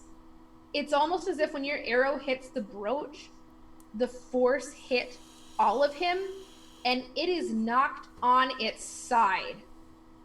Nice. Dang. So, for somebody who serves Marasa or is better than Marasa, you're sitting on your ass now. Good luck proving your point. That's a dex save on its part. It would help if I rolled a d20, not a d12 for his dex save. And he still fails. And then I'm going to hide again. And 12 more of the ogres are squished. All right, go ahead and hide again for me. That would be a 10. Nope, 12. Ooh.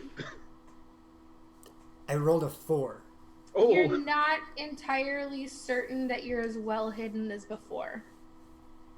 It's one of those, you duck behind a bush and then realize the other half of the bush is completely barren of leaves. Right.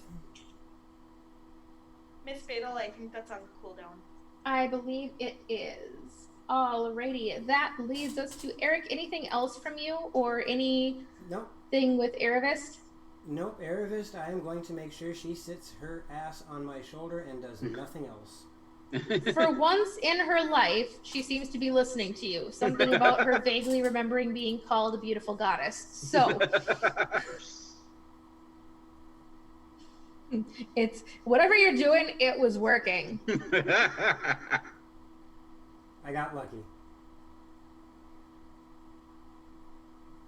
Yes, you did. Rogath, it's your turn. Gentlemen, luck has nothing to do with it. All right. Tacos help. It Tacos was. do help.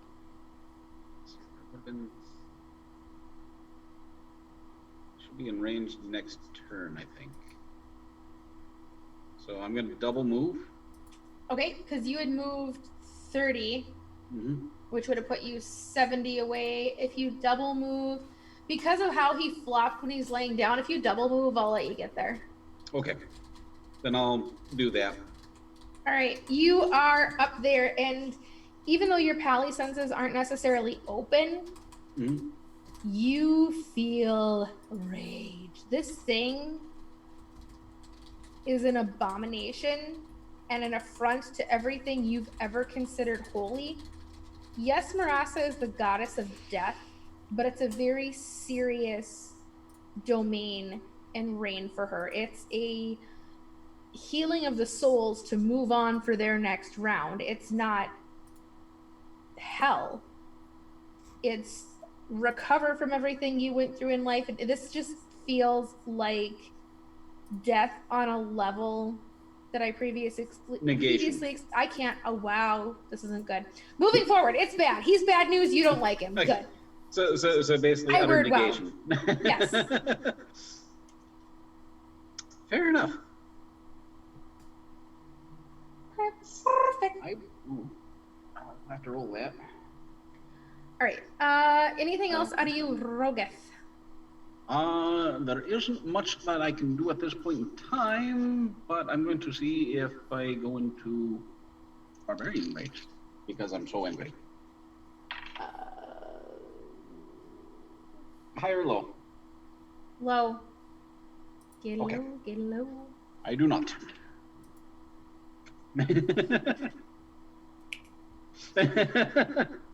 All right. Parisa. Goddess.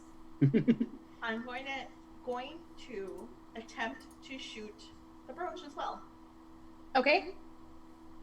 I don't have sharpshooter, so it's technically a called shot, right? Yes. If you're trying to hit the brooch, yes. Okay. So would I be rolling at disadvantage or? Yes, but it's considered prone, so you'd be rolling at advantage. Oh, I have an 8. So you can roll normal. Okay. Oh yeah, but you have an 8. So that is 14 to hit. You hit it. Awesome. 4. Ooh. Or wait a minute, because you're hitting the brooch. Yeah, you hit it. 11 points of magical piercing damage. Okay, and then I need you to roll me a dex save, Parisa. Oh, lovely. Purple. Ooh, what was that? 22. You are able to nimbly step out of the way instinctively as a hand comes out of nowhere and reaches for Shiryu. And you're like, nope. And striding towards you from a nearby bush, literally stepping from what seemed like a tree itself, is what appears to be a young man around your age. Human, but there are green vines, almost like a Loxley human hybrid that didn't quite. Huh. Something's not quite right. Correct. It's Hrefnut. I didn't know that could happen. On his shoulders, there's little pieces of bark. There's what looks like patterns of moss and birch, almost woven in and out of his skin. And he looks at you, and you feel this immense power coming off him in waves. Sister, don't fight this. You should be joining me. Oh boy. And he extends a hand towards you. How close to me is he? Oh, he's right up on your girl. Too bad I don't have Thunder Wave. It is not, in fact, Groot. I am going to. Is it? Oh, so okay. I am going to drop Shiryu Okay. and pull out my quarterstaff, Okay. which shouldn't cost me an action, correct? Correct. It does not. Okay. Then I'm going to use my bonus action to cast Shillelagh. Shillelagh. And I'm smacking him in the face. Smacking him would be an action. Right. You already shot the bow. Oh, sorry. Yeah. Forgot about that. No worries. You can still pull it out and cast Shillelagh. Or, you can respond to him. Like, if you want to verbally. I am not your sister. You are a disgrace. Have we met? Or have you heard stories that you know nothing about?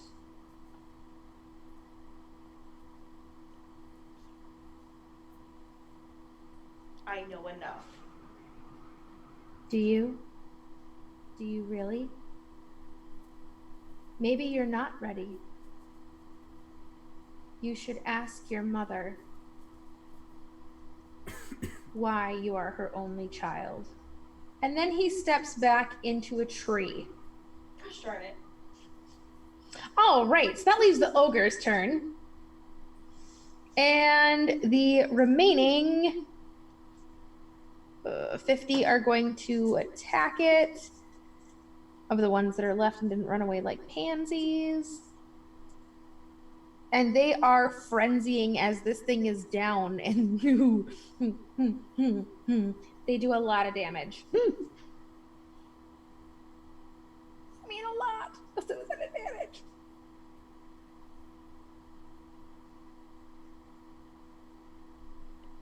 All right, and right, Krabby. It is this thing's turn, and it stands up, and it does so by slamming its hand down on top of some of the ogres that are crowding around it. One more time for me, chat. Give me high or low.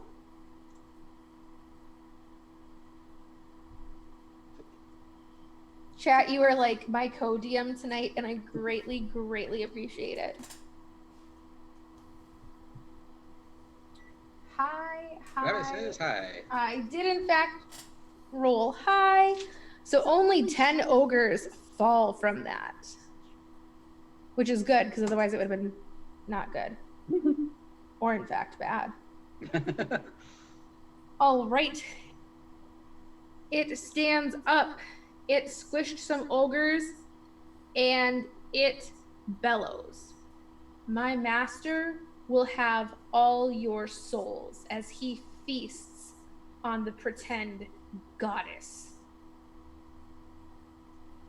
As he removes her domain from underneath her and her so-called ability to rule. She fell once.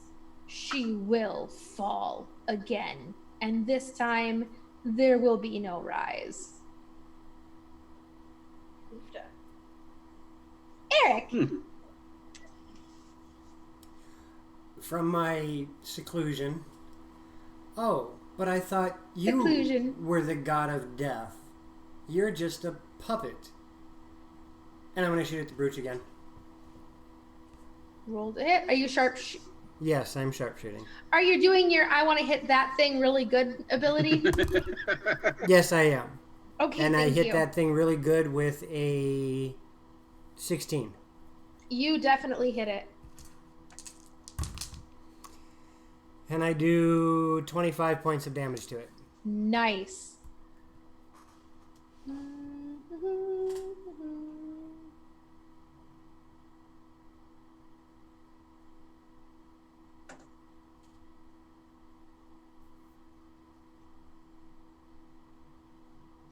All right. You hit it. It pulses again. And this time, a piece of it breaks off and falls. This thing looks afraid and looks up at the sky, and you get the sense that it is preparing to rise back up and try and flee. I am going to holler as loud as I can across the battlefield. Aim for the brooch. I need all of you to roll me a perception, please. Pass the message. Aim for the brooch. At a 6 or a 9? Why not both? Well, I'm too incensed to hear anything. Cost of a 15. Okay. Sorry, passive of 15. Parisa? 12 or passive of 21. Eric? I'm the one who yelled it. I'm having you roll for a different reason. That would be a 16. Okay. With all the ogres and everything else, you are able to get your message across. And then Parisa and Eric, you said 16? Correct. Okay, so you two are over 15. You notice, the two of you notice that the crumpled form and body of Isa is twitching and attempting to rise. One arm and both legs are mangled, but with the one good arm, she is trying to prop herself up. Or at least raise up a little bit. You are not sure how she is alive. Not only is she incorruptible, she's incorrigible too. Bears are stubborn. Okay, so I don't see her then. Okay, gotcha. Rogath. So yeah, Rogath, it's your turn. Okay. Unless, Eric, was there anything else for you? I'm gonna hide. You attempt to hide. And I do worse than I did last time. Cool. You do not successfully hide. Erevis just kind of puts her wing out over your face to protect your secret identity. He's in. You don't see him. That is not the noise a raven makes, FYI. I just squat down behind the same bush I was behind. Actually, believe it or not, ravens can make a variety of sounds. Yes, They can. I miss my friend.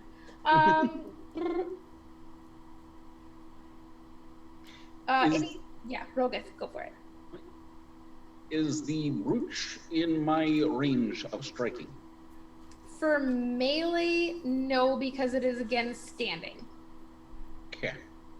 Unless you had a spell or anything ranged. I if throw my rage at it. If it was standing, I suppose I still couldn't reach it with a glaive. No. Yeah. Well, in this case, get back down here, and I'm going to swing with my hammer. Do it. Roll the hit. Smite thing. Kneecap him. Yes. Take a hammer. Because my vow. I used to be an avatar of a god of death until I took a hammer to the knee. Can you? Yep, nat 20. Yeah. So that's a nat 20. Double all the dices. Roll your damage. Alrighty, that is. This thing is undead, correct? Oh yeah. Yes. Yes, indeed. It's half the reason I'm doing so much damage.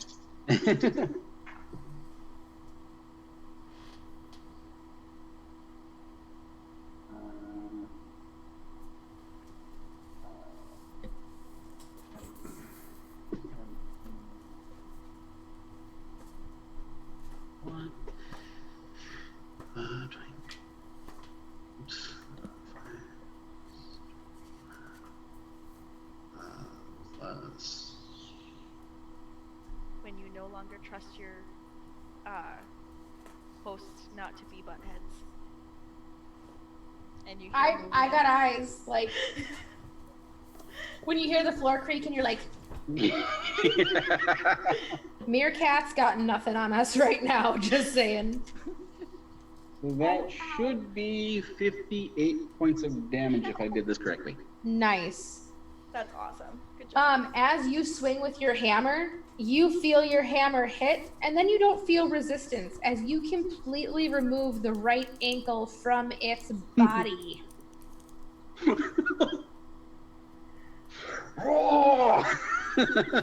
And you see him begin to waver. Well, yeah, he was my foot. And the staff plants down, and he's trying to hold it.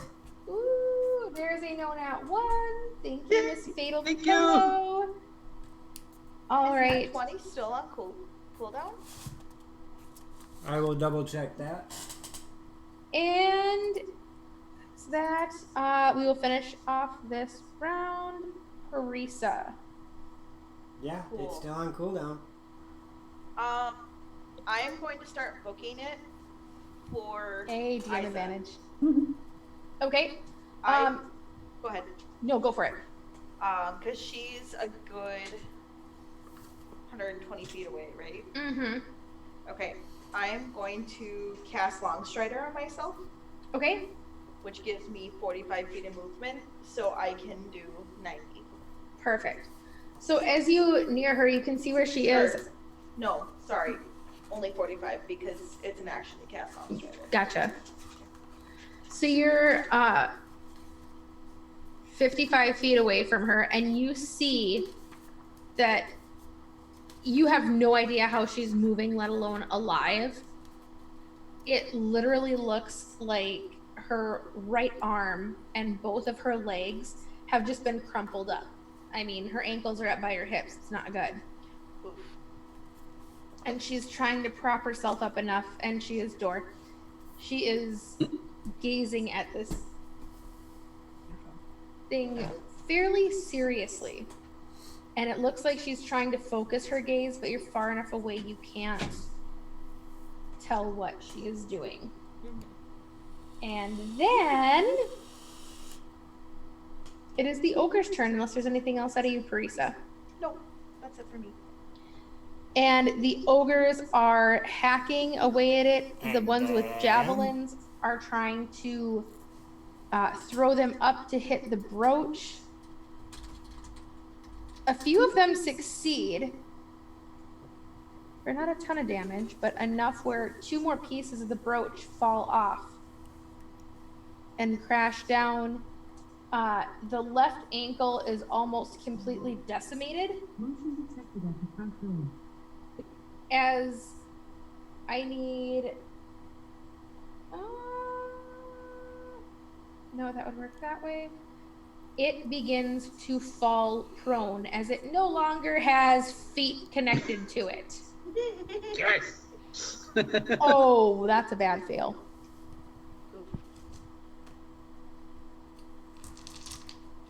There are 20 good ogres left.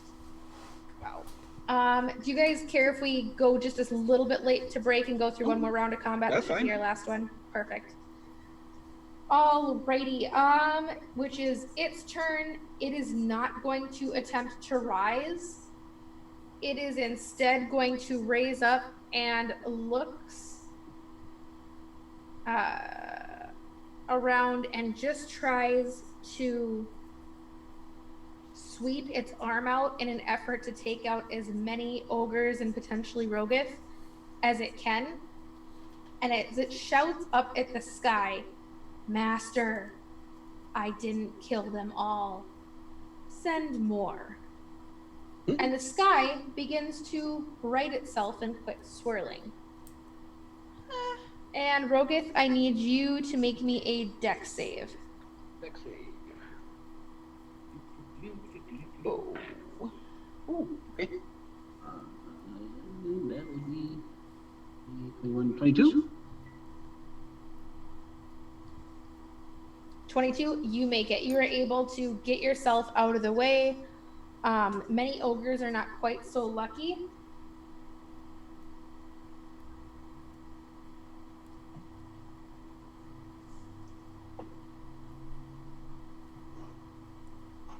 And as it swings its arm, its other arm raises its trident, or not trident, Rancor, and points it at the fort, and it also seems to be trying to focus.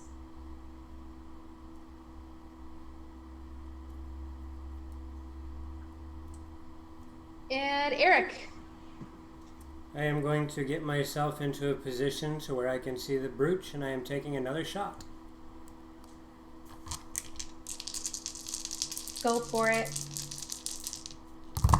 Is this a sharpshooter shot? Oh, yes. Okay. Oh. I rolled a nat 20. Yeah, nice. How do you do it, you jerk? Nice. I'm just aiming for the center of whatever this thing is on his person and burying the arrow deep into it. Alrighty. I need Parisa and Rogith to make me a dex save. It's going to be one of those where I pull a sniper type thing. I'm just going to draw it back.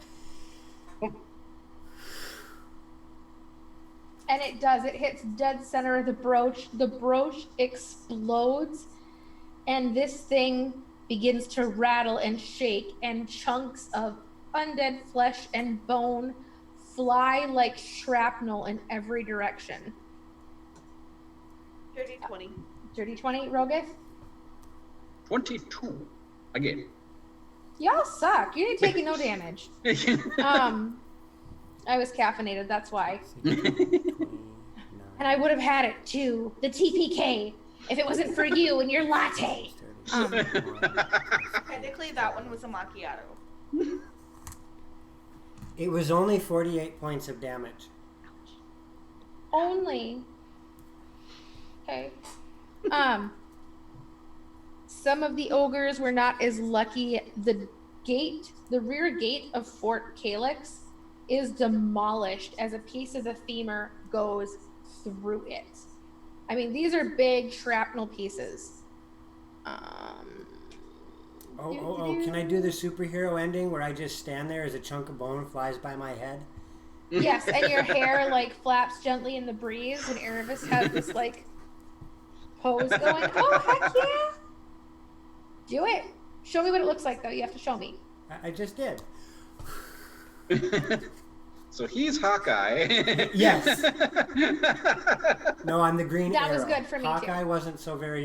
Hawkeye wasn't anywhere near as sexy as the Green Arrow was from the Okay, so it's a Green Arrow. Season 1 Green Arrow. Yes. Not the lame one in Season 2 that has a conscience and all that crap. Ugh.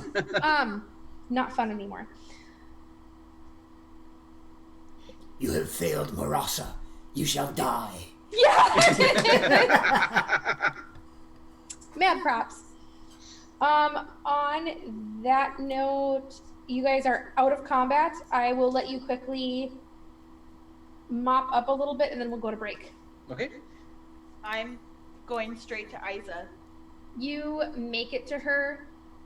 There is blood coming from the corner of her mouth. She's gasping. You know I will use my... she is not long for this world.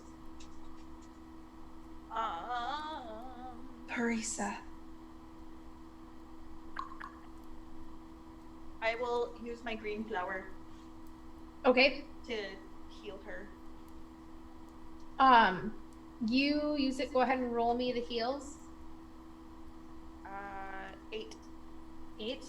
Which I know isn't a lot, but that's max for that.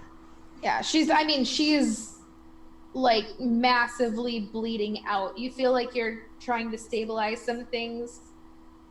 And you can see that there's a little bit of clarity returning. Rogith, you do see this happening now. I'm going to run over to there as well. Okay. Yeah, I'm working to stabilize her as best I can. Lay on hands. All my lay on hands. All right. He's gonna which rub is 15. Nice. I am going to approach the Lich, and anything that looks to be like major body parts and organs, I am just going to put a few more arrows into it just to be safe. Okay. As you're going through, Eric, you notice, I mean, the shards of the brooch are laying about. Those I will be collecting. You see a coin, what's about the size of a 50-cent piece, that is cracked directly in half, that seems to have blood rubbed on the edges, made of bone, and it does in fact have a symbol that you know you've seen before. It is this open gate symbol with the cross keys, one scratched out, but it seems like there's indentations in it of another symbol. So it's like a symbol raised over the carving of the gates and keys. Congratulations, you found its Phileo Toad Rectory. I did.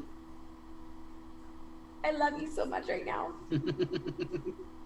Why are you sad, Fatal Pillow? Glorious beard wielder. Just do that. Need to pay attention to chat. And It they haven't happened fought, after I that's had why. rolled, so we didn't have a reason to fight over it. So, Rogith and I will have to argue over who gets the 2 or 4 later. The two. We'll have to argue who gets the 2 later. And you can tell she's trying to hang on to life. And Rogith, as you lay on hands, you watch as her arm straightens out and her legs straighten out. She's still very much broken everywhere, but there's no longer bones protruding through the skin. Okay. I'll probably use my last spell and do Cure Wounds as well. Okay, go ahead and roll me that healing. Ooh, that's some saucy healing. Alrighty. That was max. Do I add anything after? Yeah. Wisdom. Wisdom? Or Okay. charisma. Sorry, paladin's a charisma.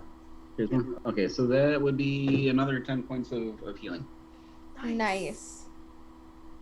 And she looks like the blood is no longer coming out of her mouth, and you can see her torso area looks more human now and a little less like. Eric, what else are you doing? I am cleaning up and picking up. I want every bit of this brooch that I can find, and I want to make sure that anything that looks like it might still be squirming is shot multiple times with an arrow. You got it. Yeah, better be magic burst. Oh, yes, there is a magic burst, so we need to actually roll both of those. Roll magic burst, and then roll me percentile, Eric. Is your flower considered a spell? No. So the only spell that was cast was the Cure Wounds. Cure Wounds. Cure Wounds. Yep. Thank you for the reminder, Mr. David Omen. Yes, thank you.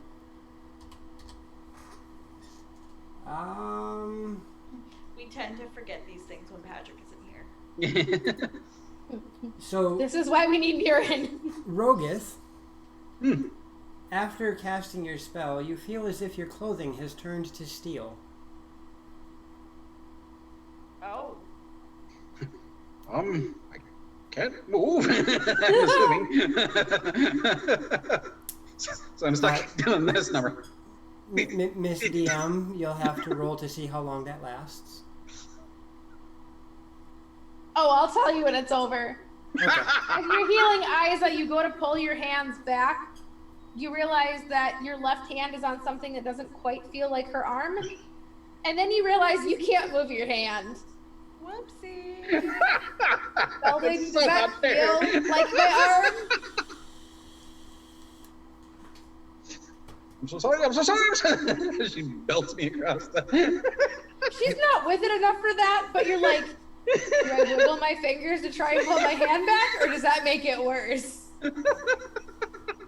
You are now questioning your alignment. Nope, the alignment is right.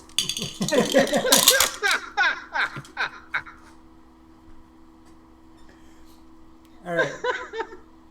You boxers. said Ow. percentile, you said?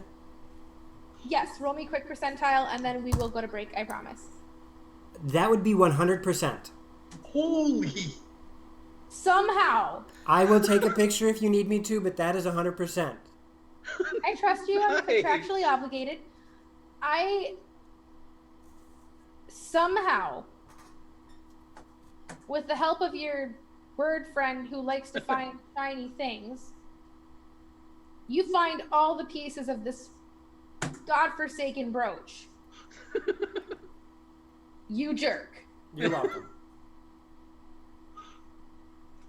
And with that, we're gonna go to break. All right. You guys in a bit? Thanks, everyone. We will see you in roughly 20 to 30 minutes, and then we will wrap this up. All right. Bye. Bye-bye.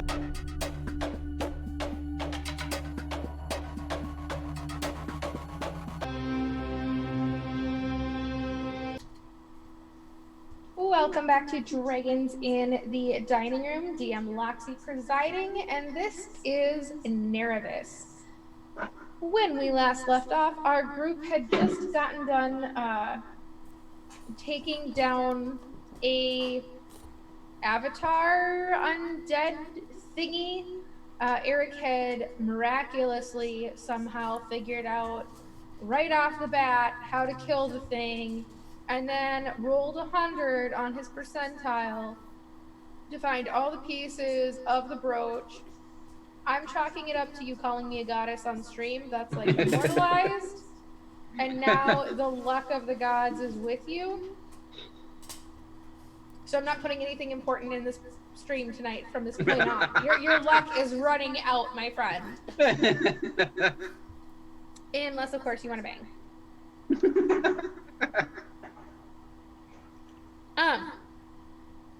Parisa and Rogat. Yeah. Hey, Jaded.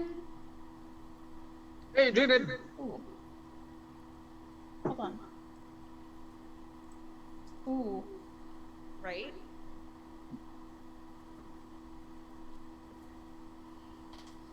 Got this, sorry.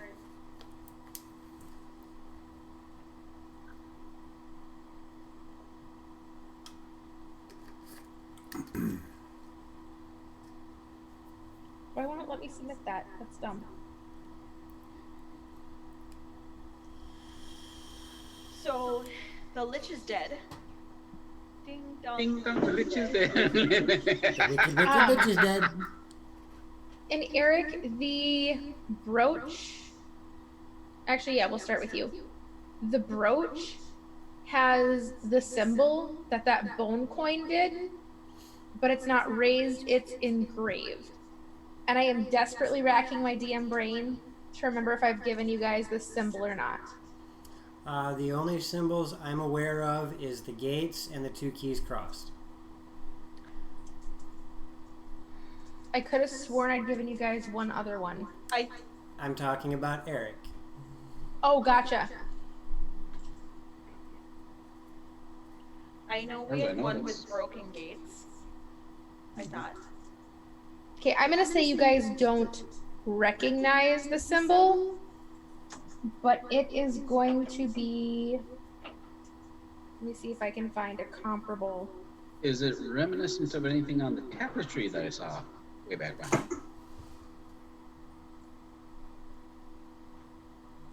when? No.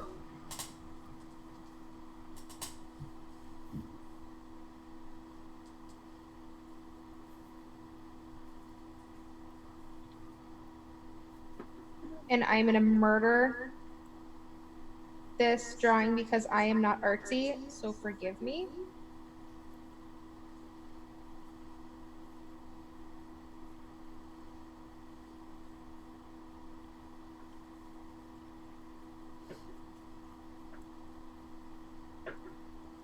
You might hear a little bit phenom if possible.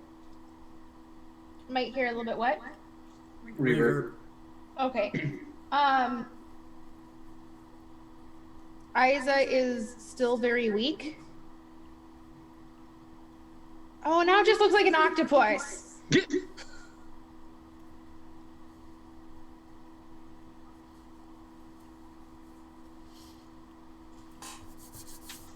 Okay, it is very similar to. I don't know what's it yet. I know, it looks like a cactuar and an octopus had a baby. Leave me alone. I will find a better drawing of the symbol.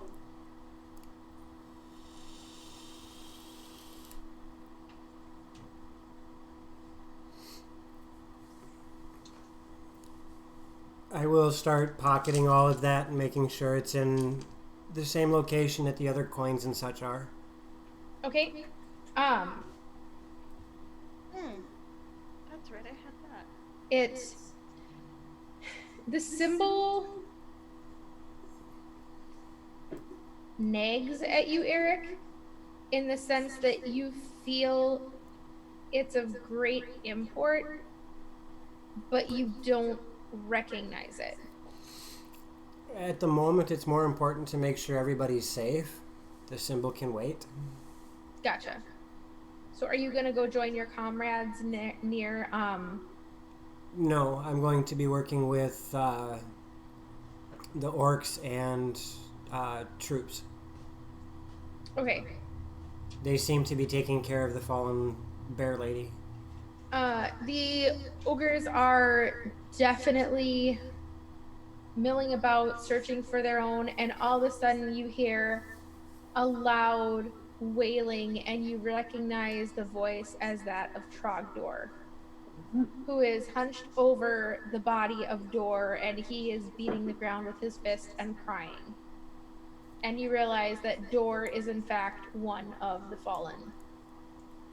Is he, I'm assuming he's dead. He's dead.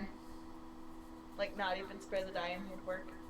Split in Like, twain. his head is over there, and his body is dead over there. Gotcha. Okay. He has been rent asunder. Correct. I cannot do anything about the fallen, so I will look for those that are injured that I can assist. Okay. There are quite a few that are trying to bandage themselves up. You get the sense that ogres make poor field medics. I will assist them the best I can. As will I. Now you guys start making your rounds, and Parisa, as you walk by, Trogdor looks up at you. Goddess, why? Why couldn't you protect Dor?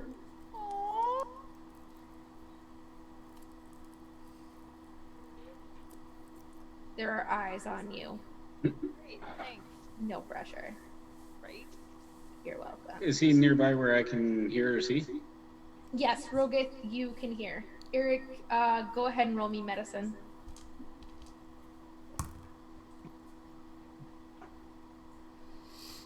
Trogdor, Six. he gave his life in service to his goddess. There's no higher honor. Trogdor nods and like wipes his fist across his face, and the snot and tears just kind of go everywhere. Like there's that string from his nose to his hand. It's gross. Eric, you go to help the next group of ogres, and you are very much distracted by Nerevis, who is incessantly chattering and a bit frustrated, trying to figure out whether or not you remember, how much you remember. She's speaking to your mind openly. And I am going to repeat myself. Now is not the time. We will discuss it when this is over. I want to help. You're a bird. You can't help. I'm not a bird. Do me a favor and shake my hand. And she flaps her wings indignantly and flies over to where Isa is and perches next to the laundress. And my apologies, laundress. I can't move. Oh, that's right. You're stuck. Isa just kind of smiles. I'd tell you I'd kill you, but I'm in no condition. That and it's kind of nice. Just kidding. She doesn't say that. She does look at you and go, I can hardly bear it. It gives you pause. It was a grisly comment. Sorry, it's such a dead joke. I don't even care the puns anymore. After about another minute, you feel your clothing return to normal. How is she looking aside from, I mean, I'm assuming she's still She's very injured. She'll be a long time in recovery, but she's alive. It seems that her internal organs have stabilized. But she's not trying to move much on her own. Gotcha. If you'll permit me, I will bear you to a litter where we can take you off the field. I'm a bear, not a cat. Yeah. But I suppose. And you can tell she's trying, but she has this deeply pained look, and she lets you know that her knight, her companion, is indeed fallen. I am sorry to hear that.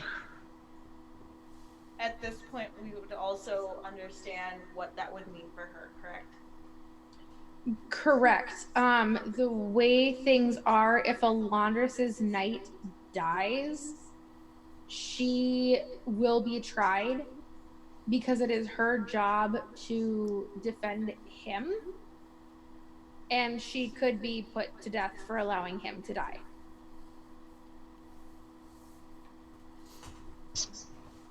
I missed that day in class. Yeah, Eric would not know this. She will see me visibly tense at that. If you wish, what's that? No, go ahead. No one knows Sanctuary. yet. I do not know if I want it. I failed. We attempted to flee and warn the others. All I got was a name. Exolus. Exolus? EXOLUS. Oh,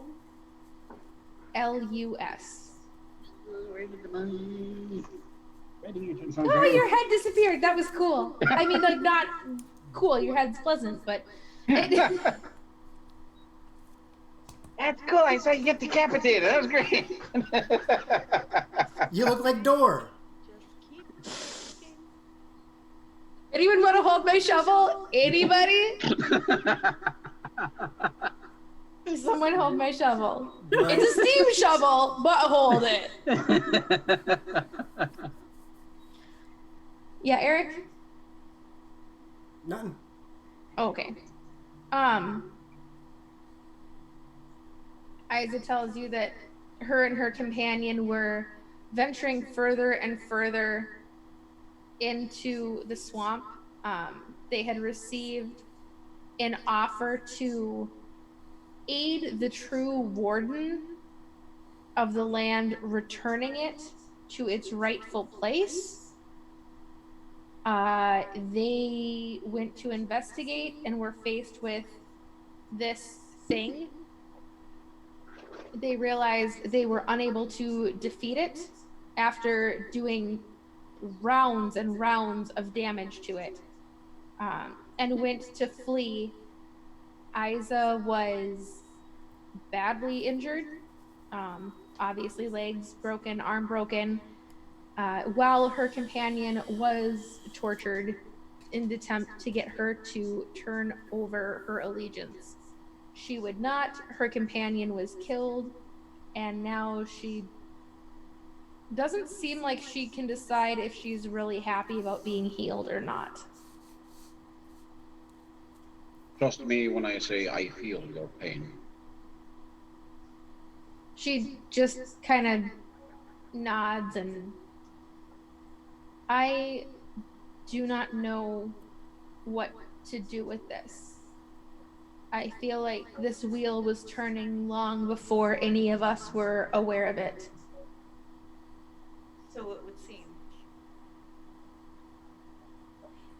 What do you know of a true warden?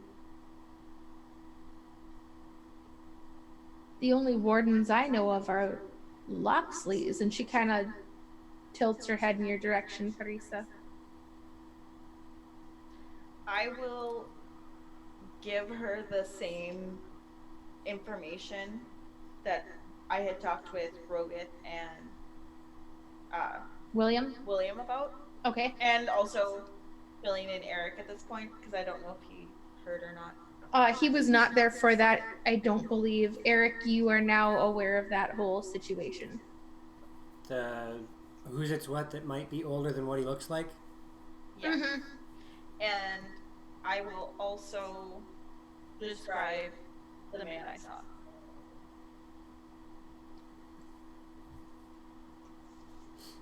You was here? Eyes' eyes widen a little bit. That's the man. He was with a woman in a white chemise. They put two halves of something together, and that's when this thing formed. Eric, do you say anything? Nope. Yeah. By the way, I'm assuming, Eric's right there, right? He's I'm within. I'm working on the ogres and whatnot, but I'm within earshot. Correct. Okay. How did you know to shoot that brooch? It was the only thing that wasn't normal on it. Okay. Have you seen one of these before? It reminded me of a creature from tales I've heard. Something called a lich. Never run into one before, but tales tell of wizards and spellcasters who wish immortality and sell their souls and other souls in order to gain it. It's quite a high price of weed.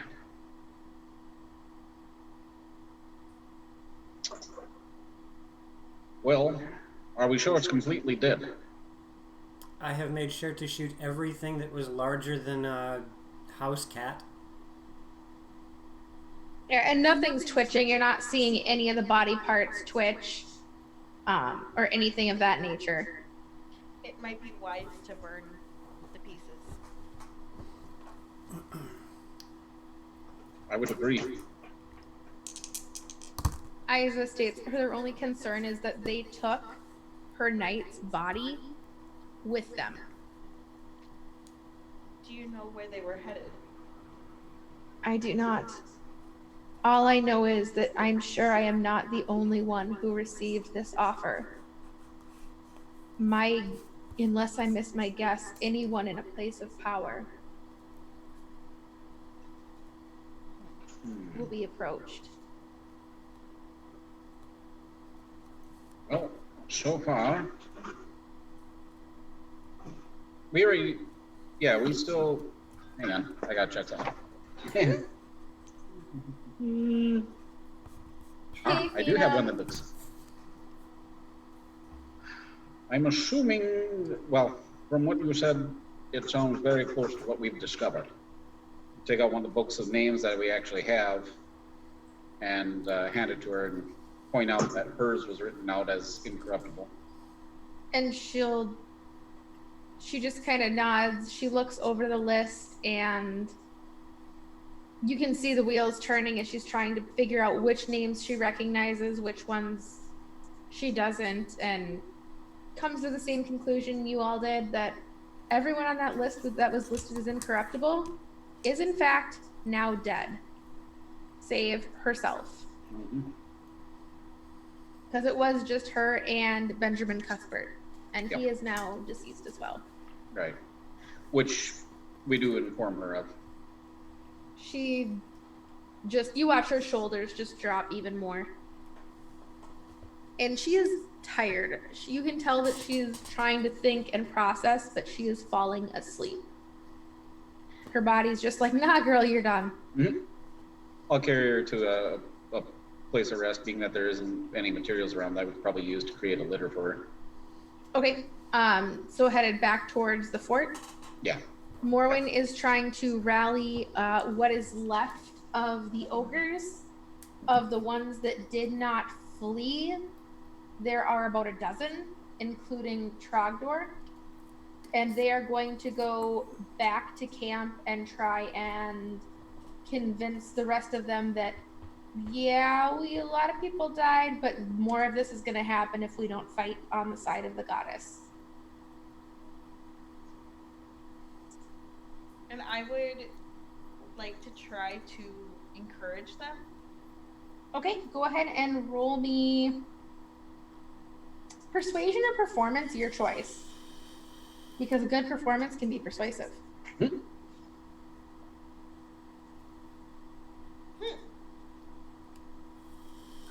not my high stat. Phenom, it depends on if it's the right soul or not. 18. 18? Yeah. Okay, you do a passable job. They seem to take a little bit of heart and understand that, you know, this is war, this is battle. And chimes in a little bit, pointing out that they're not spilling other ogre tribes' blood, they're not fighting each other, they're fighting something greater. And they, between the two of you, you have them in as decent spirits as they could probably get, considering what just happened, headed back. Okay. All right. Eric, what are you going to do at this point? Everything seems to be mopped up really well. Yeah, everyone's doing the post-battle clearing. The smoke coming from within Fort Calyx is dwindling. My nose is just... I think I will start gathering body parts and suggest another bonfire. Yeah, right, David? All right. The ogres will help pile stuff before they head out. And you do, in fact, have a giant undead flesh bone bonfire. I don't suggest roasting s'mores on it, though. Ugh. With a hint of lich. You. Nerevis is asleep, more or less, on your shoulder. Now that the danger's passed, she's giving in to her own exhaustion of the moment. Considering she probably shouldn't have been moving around quite so much yet. She might be stubborn, who knows? Once all of this is said and done, I will go back to my chamber and see about nursing Nerevis again. Perfect. I will get back to you in a moment. Parisa, bonfire's going. You guys get back to the fort. You realize that there was a large explosion. It's being blamed on someone. There was a poor soldier that had multiple concussions in his childhood who was carrying a torch and tripped over a piece of straw and somehow ignited some things, and there was a large explosion within the fort. Very odd. Significantly damaged the inside of the front gate, injured a few other soldiers, but they seem to have the damage under control at this point. Isa is taken to the infirmary and is considered too weak. No one seems intent on questioning her about the whereabouts of her knight at the moment, as she is sleeping. I actually would like to stay with her. Perfect. She's out cold. That's fine. Sleeping. There are a few soldiers that you overhear talking about, where is her knight? Is he among the fallen? Is he missing? Is he captured? They're, do we send out a search party? I would also That like... copper coin, though, Rogan, is so perfect. Like, I'm never gonna be tired of that, ever. I'm surprised that it only pulls out that thing, because there's other things that are hanging up above me. I think it's because it's such the... Are any of the other ones circular, or...? Yeah. It's the I got one that's like a reflection. bird or a wolf up above me. It's the reflection. Okay. If I can, I would like to use my herb collection to make basically a sleeping draft Okay. to make sure she sleeps. Roll me herbalism. Herbalism.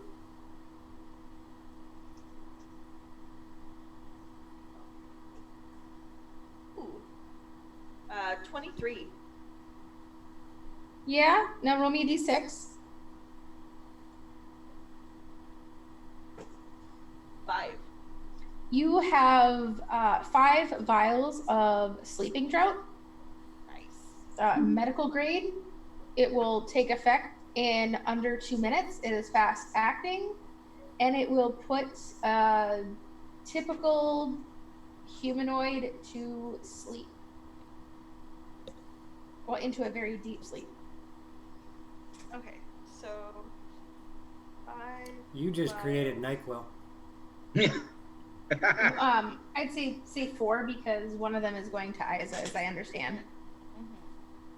So 4 vials of Sleeping drought. Roguth, anything else you're doing right away, and then I will jump to you, Eric.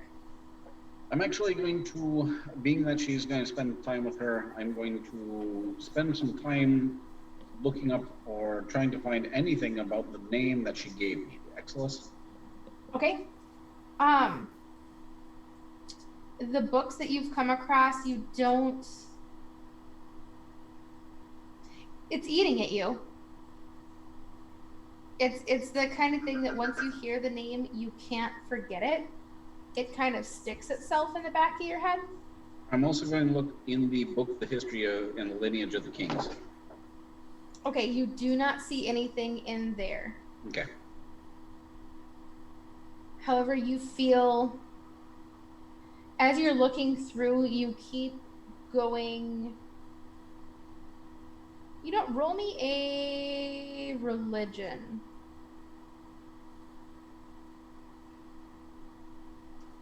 Mm.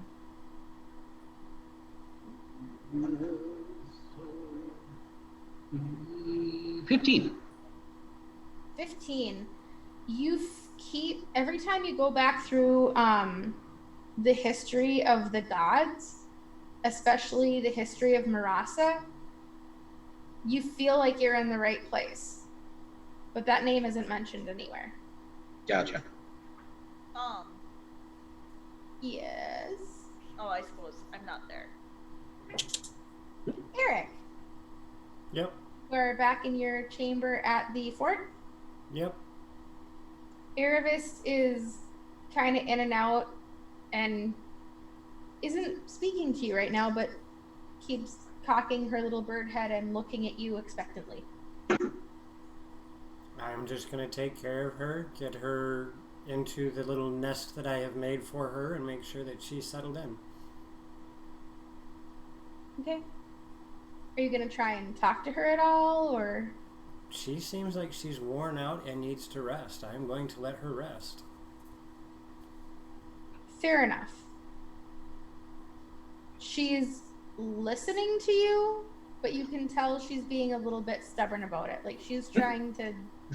I don't want to see Daddy. Pretty much like, hey, nope, like... And I'm going to do that one thing that you do to pets and animals that makes it work like a charm and will probably piss her off to no end. I'm going to pet her nose. I'm going to do that rub right there on the...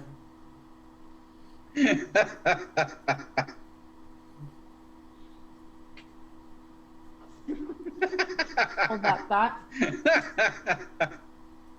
Yeah, she's out cold. Good job. And What's going through Eric's mind? Because he had a whammy of a day. There's work to do. Are you going to say anything to your party about the symbol or? Not right now. I got a lot of things to disseminate. Fair enough. I was trying to give you a chance to add a little bit more depth if you wanted to. Not yet. Okie dokie. And this is me adding depth. This is how Eric would react. Right. No. And I wasn't trying to say you weren't adding depth. It was just I wanted to make sure that I wasn't not giving you a chance to say something you wanted to say or approach or deal with or anything of that nature. Yep. All right. There's all three of you are aware that there is a little bit of dissension among the soldiers. Talks of desertion, talks of the gods deserting them. A lot of them seem like their beliefs are a little bit shaken. This thing originally claimed to want them to surrender to Marasa, then said something about the true god of death, and with all the oddness there's a lot of political, theological stuff going on. I think I would probably approach a few of them. Okay. Especially the ones that are afraid for the whole aspect of this thing said it was of Marasa, and reassure them that this thing was not of my goddess. Okay, go ahead and roll me persuasion. Chat high or low on percentile.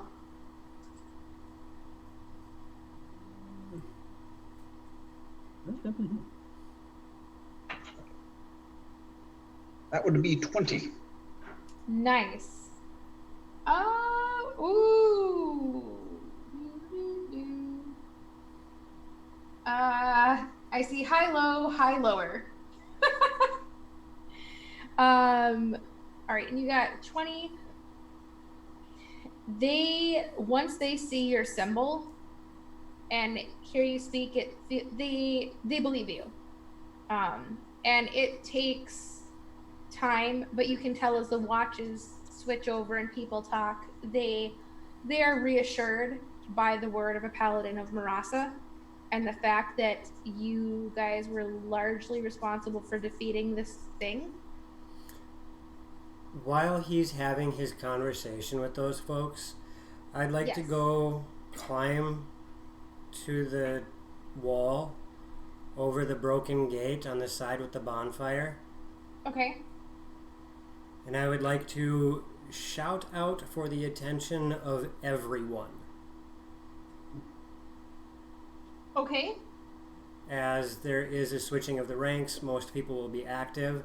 I'm going to call out for the attention of everyone. And say, gather in the courtyard.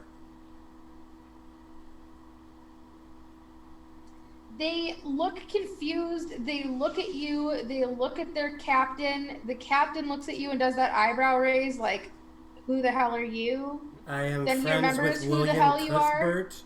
I am friends with William Cuthbert. I was friends with Benjamin Cuthbert. William is not here, and I have spent enough time with the family to be able to speak with a little authority. They err on the side of caution and gather themselves in the courtyard. This time.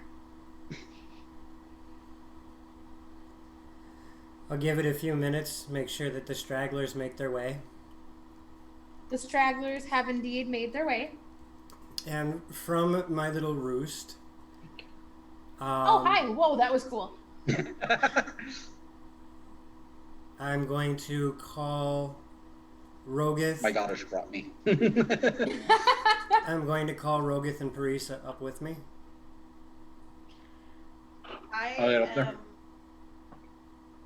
I'm a little reticent to leave the laundress, but I will. Okay, so your call. For now.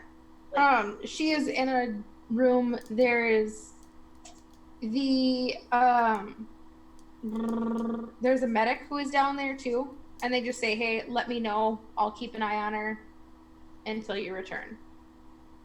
Yeah, I don't plan on being gone any longer than I have to be. Okay, perfect. Everyone is now gathered in the courtyard. Eric, as I get Parisa and Rogith up on the parapet with me, there are many of you who are concerned right now.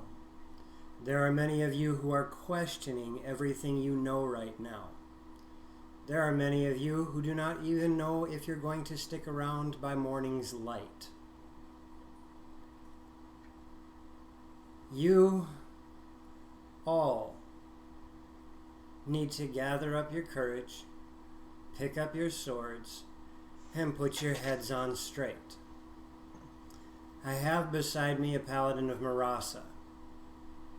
I have behind me some creation that, if it were indeed of Marasa, I would not have been able to take it down with a mere arrow. you see some nods of assent at this.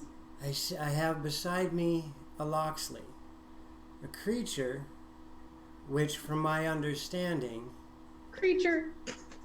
has not been around with the humans and other races for very long. And she is fighting on your behalf. And you're afraid to draw swords to protect your land, your family, and your honor? You should be ashamed of yourselves.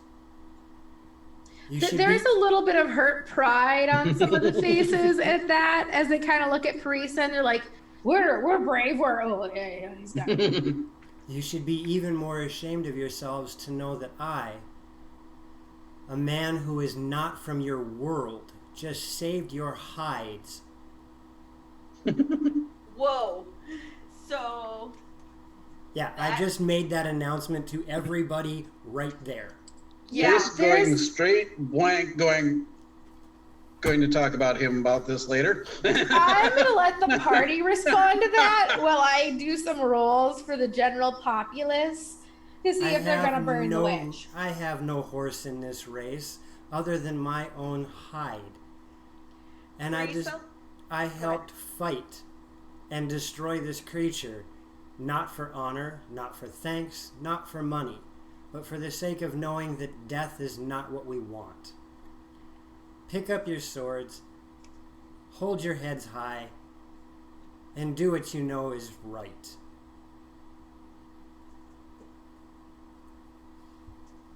All right, I will get to their reaction in a moment. Parisa and Rogith, how do you two respond to this declaration? While we're in the public's eye, I am going to be completely stoic.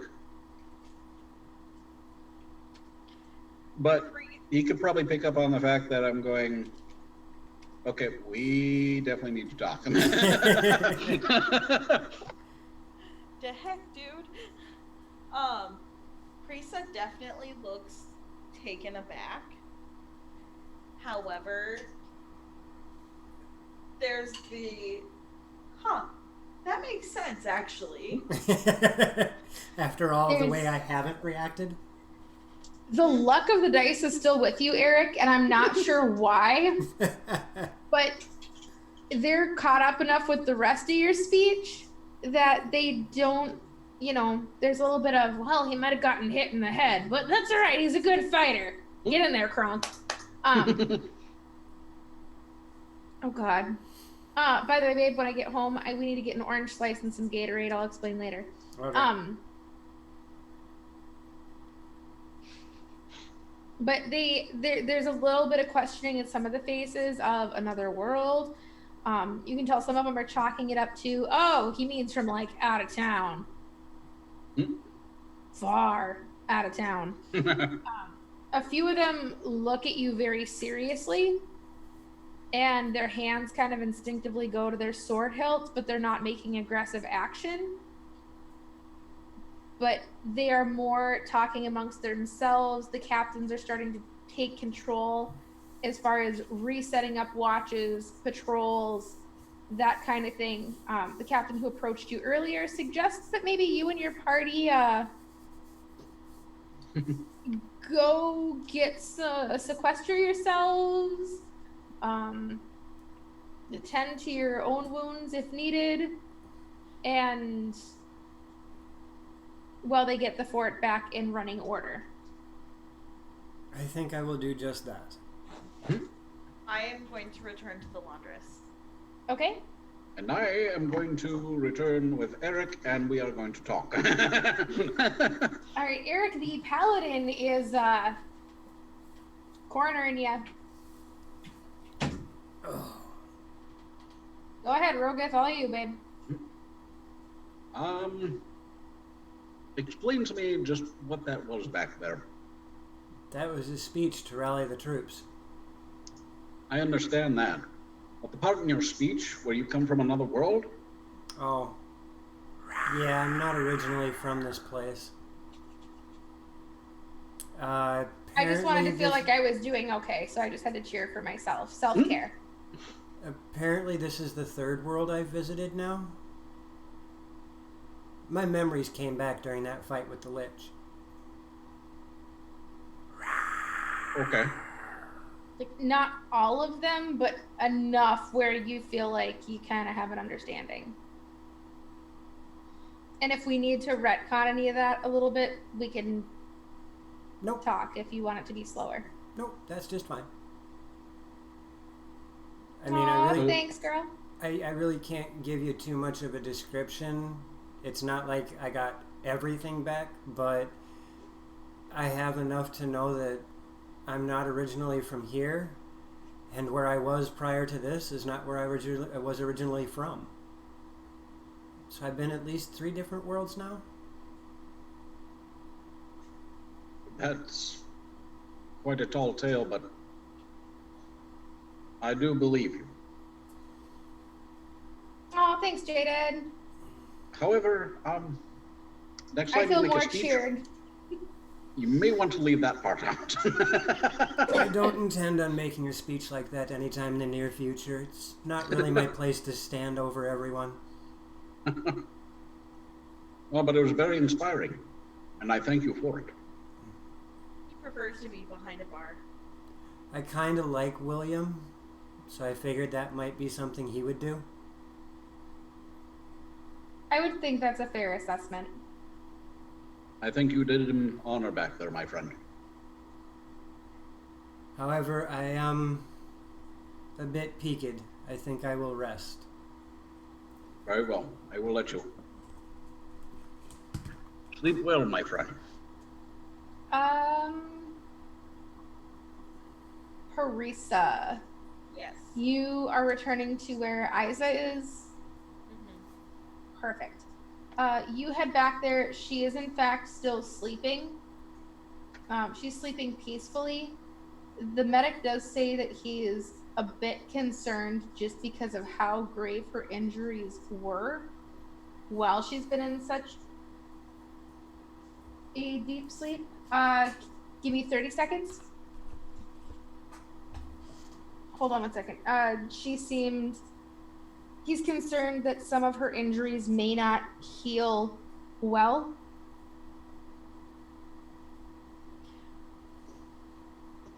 While she is asleep, is there anything I can do to help with her injuries?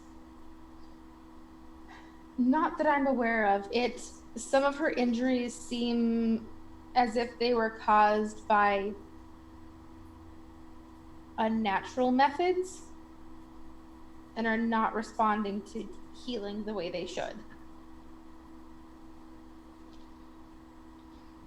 Also, I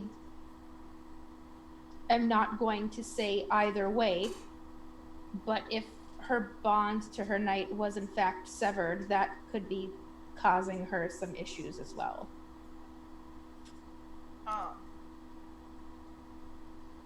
I am not going to reveal that I know her knight is dead Okay. Just because, like I said, I feel a strong kinship with the laundress. Right. So, Carissa is very concerned over the fact that there's a strong possibility that she could be tried and sentenced to death. Okay. That was a heck of a night, you guys. A lot of twists and turns happened. Did you check your texts, Zacho? Okay. Yep. We are actually going to wrap up a little early just because, one, the DM is out of momentarily playable content without launching some stuff that I want to see if we can get the rest of the party here for. And two, our food is here and I'm borderline hangry, and that is not safe for anyone. No. Feed me. So, on that note, I was going to say, if we do have enough time, Yeah.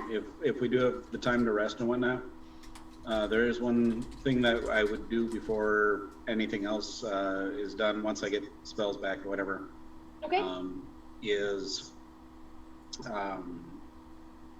Well, two things actually. I'm trying to commune with my goddess, and then doing ceremony on the dead that have, fallen.